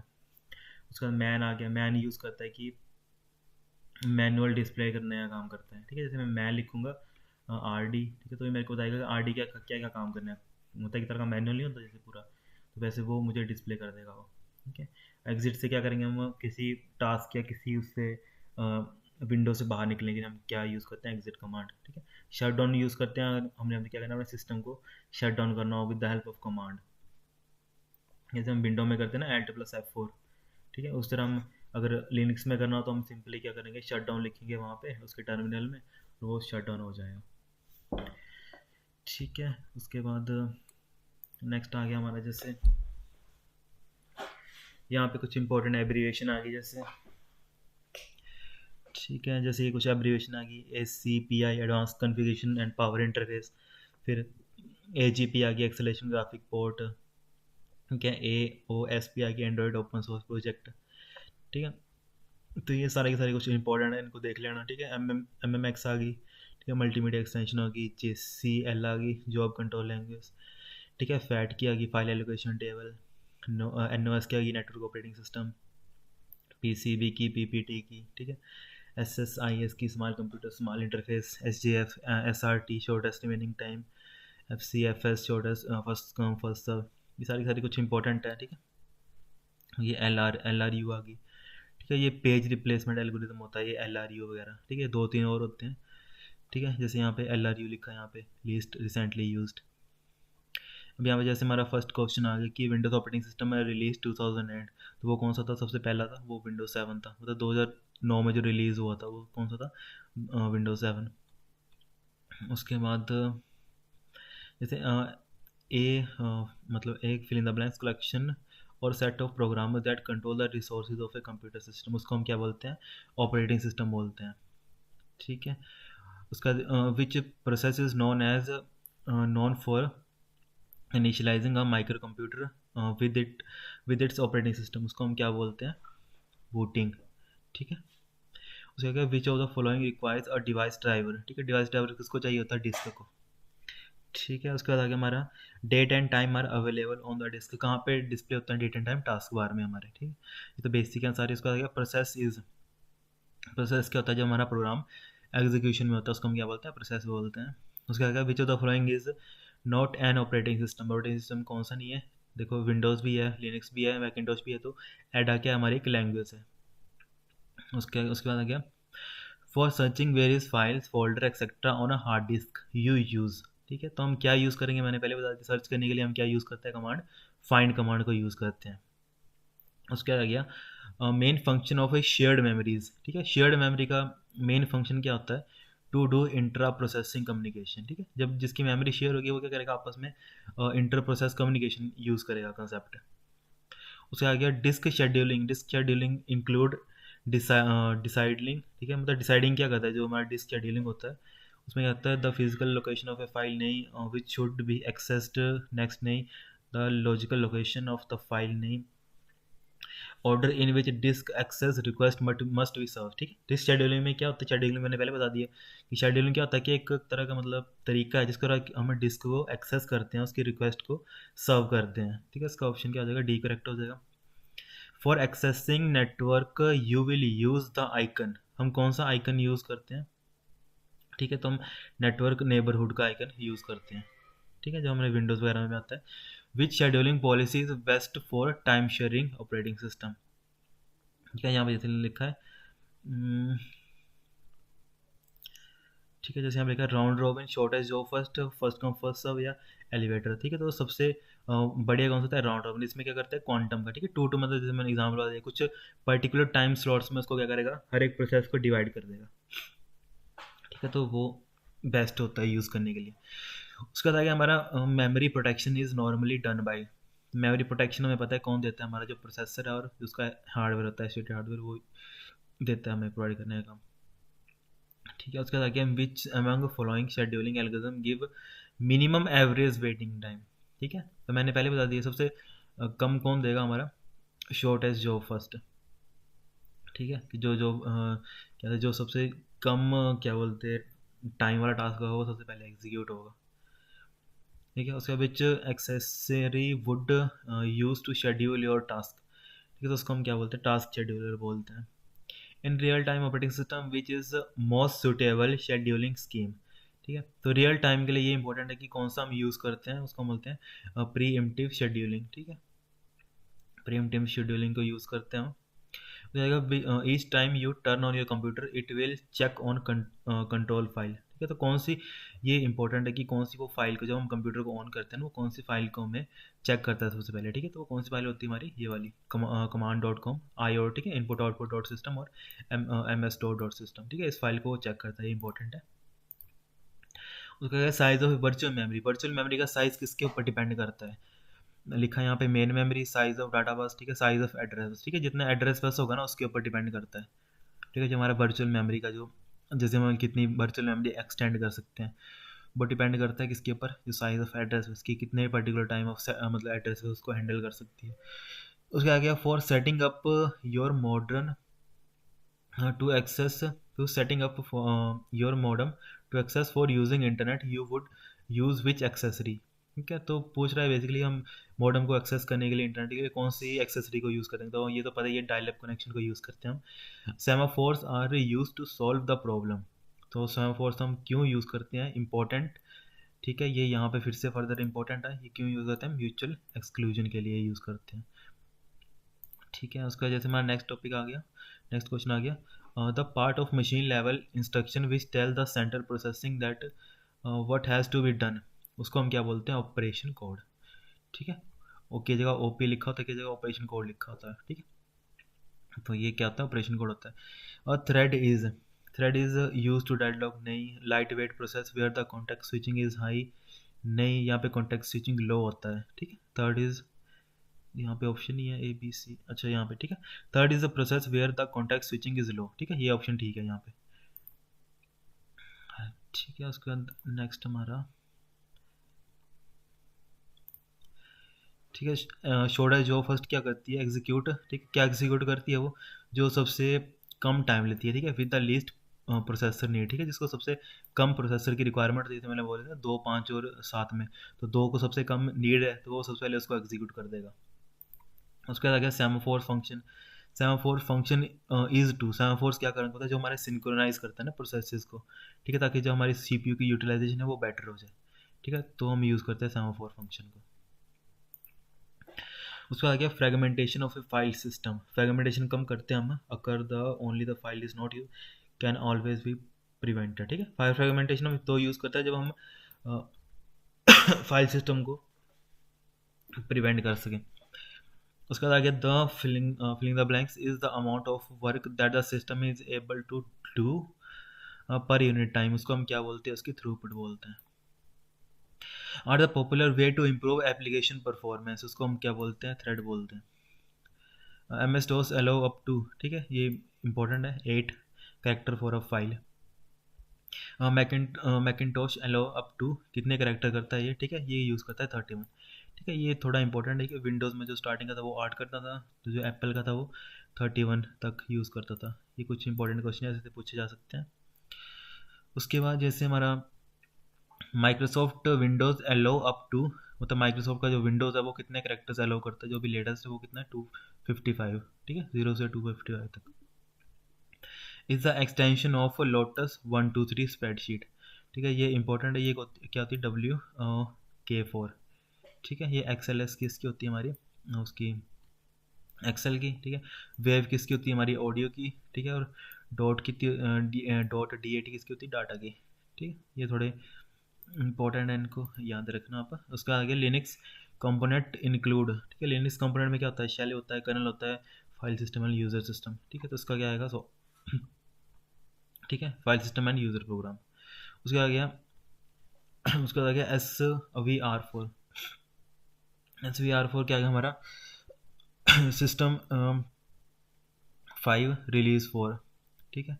उसका यही है, सिस्टम रिलीज 5 4 होगा, इसका आंसर C होगा, ठीक है। इसको करेक्ट कर लेना, इसका आंसर होगा सिस्टम फाइल रिलीज 4, ठीक है। उसके बाद आगे हमारा the file extension of A Fortran source program, उसको क्या बोलते हैं हम, .ftn, ये मैंने ऊपर बता दिया था। यूनिक्स इज एन, यूनिक्स क्या है हमारा, क्या बताया था मैंने, यूनिक्स क्या हमारा मल्टी यूज़र, जो हमारा डोस था वो क्या हमारा सिंगल यूज़र। इस चीज़ को थोड़ा ध्यान में रखना। उसके बाद आ गया LILO, ये क्या कब यूज़ किया जाता है, हम यहाँ पे हम मल्टी बूट यूज़ करते हैं कि मान लो मुझे यहाँ पे एक जगह मेरा विंडोज़ पड़ा है, ठीक है, विंडोज़ पड़ा है, दूसरी जगह मेरा लिनक्स पड़ा है, तो जहाँ उस जगह पे हम क्या यूज़ करते हैं, LILO का यूज़ करते हैं वहाँ पे। उसके बाद जैसे हमारा आ गया which file is the batch file that is read while booting a computer, ठीक है। तो वो कौन सा होता है, exe.c, ठीक है, बैट मतलब वो फाइल को यूज़ करते हैं, auto execution dot bat file use करते हैं।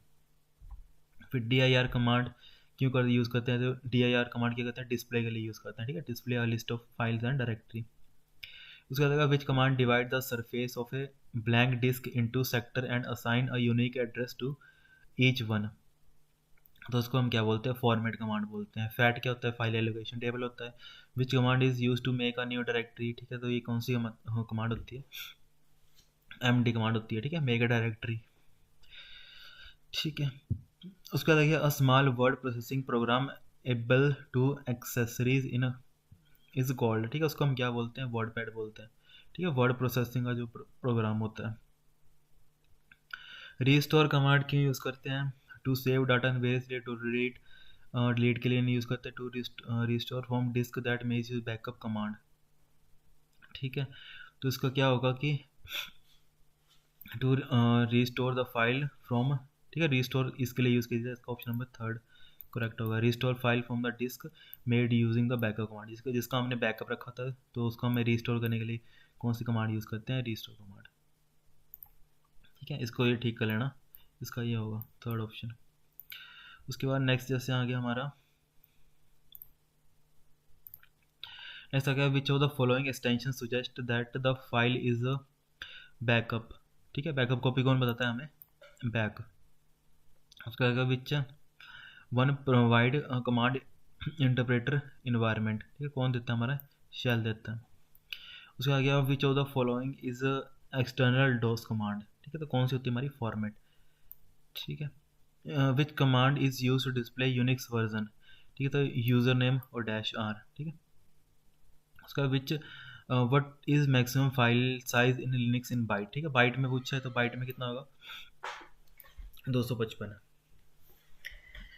ठीक है। उसके बाद जैसे आ गया हमारा which command is use to check Linux version, ठीक है, इसका क्या आ गया फर्दर, ठीक है। इसमें ऊपर ये देखो यहाँ पे यूनिक्स होगा ना, इसमें थोड़ा कंफ्यूज करना, जहाँ पे यूनिक्स होगा ना तो वहाँ पे क्या आता है, यूजर नेम -r करके आता है, ठीक है। तो जहाँ पे लिनक्स होगा ना तो वहाँ पे आता है यूजर नेम -a करके।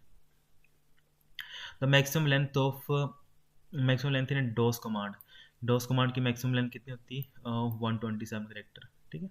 तो 127 कहते हैं 0 से लेके 127 तक, टोटल कितना होता है 128, ठीक है। उसका जैसे हमारा आ गया in M S DOS what command you will use to display system date. तो कौन सी कमांड होती है, सिंपली डेट लिखोगे आप तो सिस्टम की करंटली जो डेट होगी उसको डिस्प्ले कर देगा। उसके बाद नेक्स्ट आ गया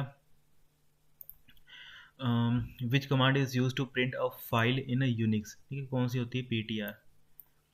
उसका आगे लिनक्स ऑपरेटिंग सिस्टम सपोर्ट, ठीक है। ये पहले बता दिया कि मल्टी यूज़र होती है, मल्टीटास्किंग होती है, मल्टी प्रोसेस, इसका आंसर आएगा all of. Core of a Linux program उसको हम क्या बोलते हैं, कर्नल बोलते हैं, ठीक है। उसके बाद आ गया which one is the open source operating system, कौन सा हमारा लिनक्स है। उबंटू, काली एंड कोडेनली, ये किसकी डिस्ट्रीब्यूशन सारी की सारी लिनक्स की हैं, ठीक है। Which of the following is a built in web browser for MS for sorry Mac OS, ठीक है। बिल्ट इन वेब ब्राउजर कौन सा होता है, सिंपली मैक OS का पूछे तो सफारी होता है एप्पल वालों का। The fill in the blanks, the database used by Windows operating system that stores the setting for hardware, software and user setting, वो कौन सी होती है, रजिस्ट्री होती है जिसके अंदर ये सारी की सारी इन्फॉर्मेशन स्टोर होती है, ठीक है। What is the Linux command to terminate running, ठीक है। रनिंग के लिए कौन सी यूज़ कर जाती है, kill. With what command is Linux to list the directory of content, वो कौन सी होती है, LS, ठीक है। मैंने पहले बता दिया था ये LS कमांड। उसके बाद which of the following character is not allowed in a file name in Windows operating system, ठीक है। कि पूछा कि कौन सा मतलब सपोर्ट नहीं करता, तो क्वेश्चन मार्क सपोर्ट नहीं करता है। उसके बाद which of the following utility is used to check and fix disk error in Windows operating system, ठीक है। उसका कमांड पूछी थी मैंने, बताई थी कमांड कौन सी थी, check disk. The fill in the blank database used by the Windows operating system that stores the setting of our hardware user, ठीक है। वो कौन से, सिंपली वही रजिस्टर, वो सारी की सारी इन्फॉर्मेशन जो स्टोर करके रखता है, ठीक है। उसके बाद नेक्स्ट आ गया what is the Linux command to terminate the running process, वो सेम है, ठीक है। किल आ गया a part of operating system that handle the core function like CPU and, एक सेकंड, ठीक है। The a fill in the blanks is the part of operating system that handle the core functions, ठीक है। Core function CPU scheduling, memory management etcetera, वो कौन सा handle करने का काम करता है, कर्नल, ठीक है। उसके बाद आ गया what is the name given to a process of initializing a microcomputer with its operating system, उसको हम क्या बोलते हैं, बूटिंग बोलते हैं, ठीक है। कहाँ पे होता है सबसे पहला प्रोग्राम, कहाँ से एग्जीक्यूट होता है, बायोस से। उसके बाद नेक्स्ट आ गया हमारा जैसे the program in the operating system that does processor management is called, उसको हम क्या बोलते हैं, प्रोसेसर शेड्यूलर बोलते हैं, ठीक है। Which is the following is not a type of a real time operating system, ठीक है। तो कौन सा होता है, हार्ड भी होता है, सॉफ्ट भी होता है, ठीक है। मैंने दो तो बताए थे, हार्ड और सॉफ्टवेयर होता है, तीसरा कौन सा होता है, फॉर्म होता है। तो ये कॉम्प्लेक्स होता है, ये नहीं होता है इसमें। Which types of which type of command in MS DOS need additional files for their execution, तो वो कौन सी होती है, हमारी एक्सटर्नल कमांड होती है। जैसे हमने फॉर्मेट पढ़ा था, फॉर्मेट कौन सी थी, हमारी एक्सटर्नल कमांड थी। Which one of the following application uses the Unix as an operating system, तो वो कौन सा था, यूनिक्स इंटरनेट सर्वर भी यूज़ करते हैं, मोबाइल डिवाइसेस भी यूज़ करते हैं, वर्क स्टेशन भी, तो इसका आंसर आ जाएगा ऑल ऑफ द अबव, ठीक है। Most commonly used operating system in the super computer is, तो वो कौन सा होता है, हमारे लिनक्स, ठीक है। सर्वर वगैरह में हमारे लिनक्स से यूज़ किए जाते हैं, और हमारे सुपर कंप्यूटर होते हैं वहाँ पे भी लिनक्स से यूज़ किए जाते हैं। उसका आ गया विच of the following is not N operating system, तो ऑपरेटिंग सिस्टम कौन सा नहीं है, तो जावा एक लैंग्वेज है, तो बाकी सारे के सारे क्या हैं, OS हमारे, ठीक है। जावा कौन सी लैंग्वेज, हमारी ऑब्जेक्ट ओरिएंटेड प्रोग्रामिंग लैंग्वेज है। उसके बाद नेक्स्ट आ गया जैसे हमारा what is the full form of DOS, ठीक है, disk operating system, first answer, ठीक है। Which of this is not an open source operating system, ठीक है। उबंटू ओपन सोर्स है, विस्टा नहीं है, ठीक। उसके बाद नेक्स्ट आ गया हमारा, ठीक है, बॉस भी हमारा ओपन सोर्स है, रेड हैट भी हमारा ओपन सोर्स है। The root directory of Linux operating system is designated by the following symbol, ठीक है। रूट डायरेक्टरी किससे होती है, इस सिंबल से होती है, ठीक है। उसके आ गया during the boot operation the fill in the blanks looks for the system file, तो वो कौन सी होती है हमारी ऑपरेटिंग सिस्टम, ठीक है। ओएस में बूटिंग का मैंने पहले बता दिया। बूटिंग में क्या था, जो हमारा ओएस की वो होती है ना फाइल, उसके लिए चेक करता है वो। The folder in an operating system is based, ठीक है। पूछा कि फोल्डर होता है वो किसके ऊपर बेस होता है, ठीक है, इन्वर्टेड ट्री के ऊपर बेस होता है, ठीक है। All the time a computer is switched on it its operating system software has to stay in.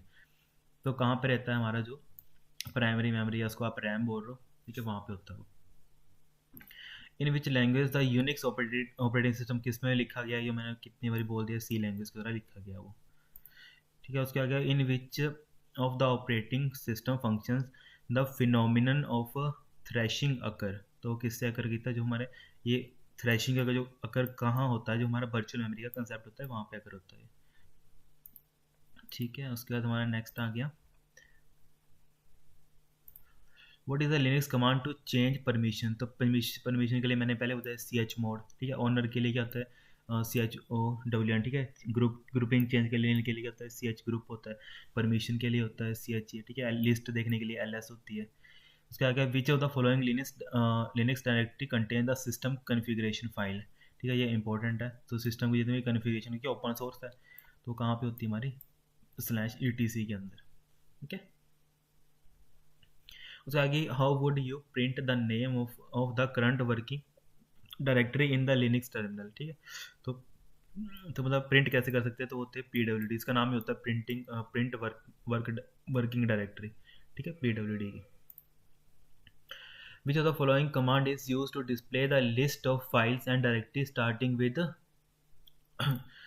With C, ठीक है। तो यहाँ पूछा है कि कौन सी कमांड है जिसको हम यूज़ करते हैं डिस्प्ले करने के लिए फाइल्स डायरेक्टरीज जो स्टार्टिंग हो रही है सी के साथ, ठीक है। तो ये हम यूज़ करते हैं वाइल्ड कार्ड करेक्टर, ये वाला DIRC*, ठीक है। ये स्टार क्या है, एक वाइल्ड कार्ड करेक्टर है।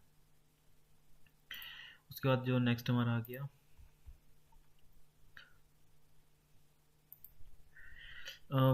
which of the following command is used to copy all the files stored in a floppy disk into a data directory of a hard disk drive। ये होगा कि फ्लॉपी डिस्क के यहाँ पर data लेकर आना है, कहाँ पे, अपने हार्ड डिस्क में। हम कौन सी कमांड यूज़ करेंगे, कॉपी करेंगे, ठीक है। कॉपी ए, फिर ** और सी डाटा, ठीक है। ये कमांड यूज़ करेंगे यहाँ पे। उसके बाद पूछा कि what is the control C का क्या फंक्शन है। ये क्या करता है कि break execution of a command, ठीक है। कॉपी था, ठीक है। ये करता है ब्रेक करने का काम करता है एग्जीक्यूशन ऑफ कमांड का ड्रॉस में, ठीक है। उसके बाद आगे हमारा what happen when you type CD/ and press enter की, ठीक है। तो ये क्या काम करता है, रिटर्न द रूट डायरेक्टरी को चला जाता है ये, ठीक है। अपनी रूट डायरेक्टरी में वापस चला जाता है। फिर आ गया what type of OS is MS-DOS। तो MS-DOS मैंने पहले बता दिया कौन सा है, ये सिंगल यूज़र और कमांड लाइन इंटरफेस है ये, ठीक है, CUI है। उसके बाद the operating system for the laptop computer called Mac light is. यहाँ पे पूछा है मैक लाइट क्या है एक, ठीक है। तो विंडोज़ वर्जन है डोस का, MS-DOS की OS, ठीक है। उसके बाद आया विच of the following is not N operating system, ठीक है। ओरेकल क्या है, डाटाबेस मैनेजमेंट सिस्टम का आएगा, ठीक है, ओरेकल। उसके बाद फर्दर आ गया, ठीक है। ओरेकल ये बार पूछे थे कौन सी लैंग्वेज होता है, SQL लैंग्वेज पूछी थी, और DBMS का कंसेप्ट आ गया पूरा आगे। उसके बाद आ गया हमारा a collection of a program that control how your computer system runs and processes information is called. उसको हम क्या बोलते हैं, ऑपरेटिंग सिस्टम बोलते हैं। The operating system does all the following except. पूछा कि ऑपरेटिंग सिस्टम सारे काम करता है सिवाय किसके, तो ये करता है इंटरेक्शन का काम तो करता ही है, ठीक है। मैनेज द सेंट्रल प्रोसेसिंग इसका भी करता है, मैनेज द मेमोरी इसको भी करता है, enable user to perform a specific task such as document editing, ठीक है। तो ये काम कौन करता है, एक पर्टिकुलर एप्लीकेशन करती है, तो ये ऑपरेटिंग सिस्टम में ये काम करता है, ठीक है। उसका नेक्स्ट हमारा आ गया ऑपरेटिंग सिस्टम क्या है, हमारा सॉफ्टवेयर है, ठीक है, सिस्टम सॉफ्टवेयर है। Which of the following is not N operating system, ठीक है। तो जो हमारा फायरफॉक्स है एक ब्राउजर है। उसके बाद विच of the following is operating system is better for implementing client server, ठीक है। तो क्लाइंट सर्वर के लिए कौन सा है, तो हमारा विंडोज़ 2000 है, वो है यूज़ किया जाता है। उसका आया in Windows 2000 operating system all the processor depend code is isolated in dynamic link library, ठीक है। इसकी फुल फॉर्म पूछी जाती है कई बार DLL की, डायनेमिक लिंक लाइब्रेरी। उसको हम क्या बोलते हैं? NTF फाइल सिस्टम बोलते हैं? नहीं, हार्डवेयर एब्स्ट्रैक्शन लेयर बोलते हैं उसको। ठीक है, ये इंपॉर्टेंट है इसमें। उसको क्या बोलते हैं? हार्डवेयर एब्स्ट्रैक्शन लेयर बोलते हैं। Whose trademark is the operating system Unix. ठीक है, यूनिक्स में पूछा है कि किसका वो ट्रेडमार्क है वो। ठीक है, तो किसका? AT and Bell T lab, मतलब बेल लेबोरेटरी में वो इजाद हुआ तो किसकी होगी? बेल लेबोरेटरी की। What does XP stand for? ठीक है, XP स्टैंड फॉर किसके लिए करता है? एक्सपीरियंस के लिए। ठीक है, उसके जैसे नेक्स्ट आ गया था, unique signal generated by a device that tell the operating system that it is needed of immediate attention is called. उसको हम क्या बोलते हैं? इंटरप्ट बोलते हैं। ठीक है, उसके बाद जैसे हमारा नेक्स्ट आ गया, the first instruction of a bootstrap loader program of operating system is stored in. तो पहले बताया कहाँ पे वो, मतलब बायोस में स्टोर होता है, जो भी हमारा सबसे पहला जो प्रोग्राम होता है। उसका क्या, what is the size of A Unicode character in Windows operating system. ठीक है, ये पहले बता दिया था, किसमें होता है? 16 बिट में होता है। उसके बाद further, okay, thank you so much, have a great day.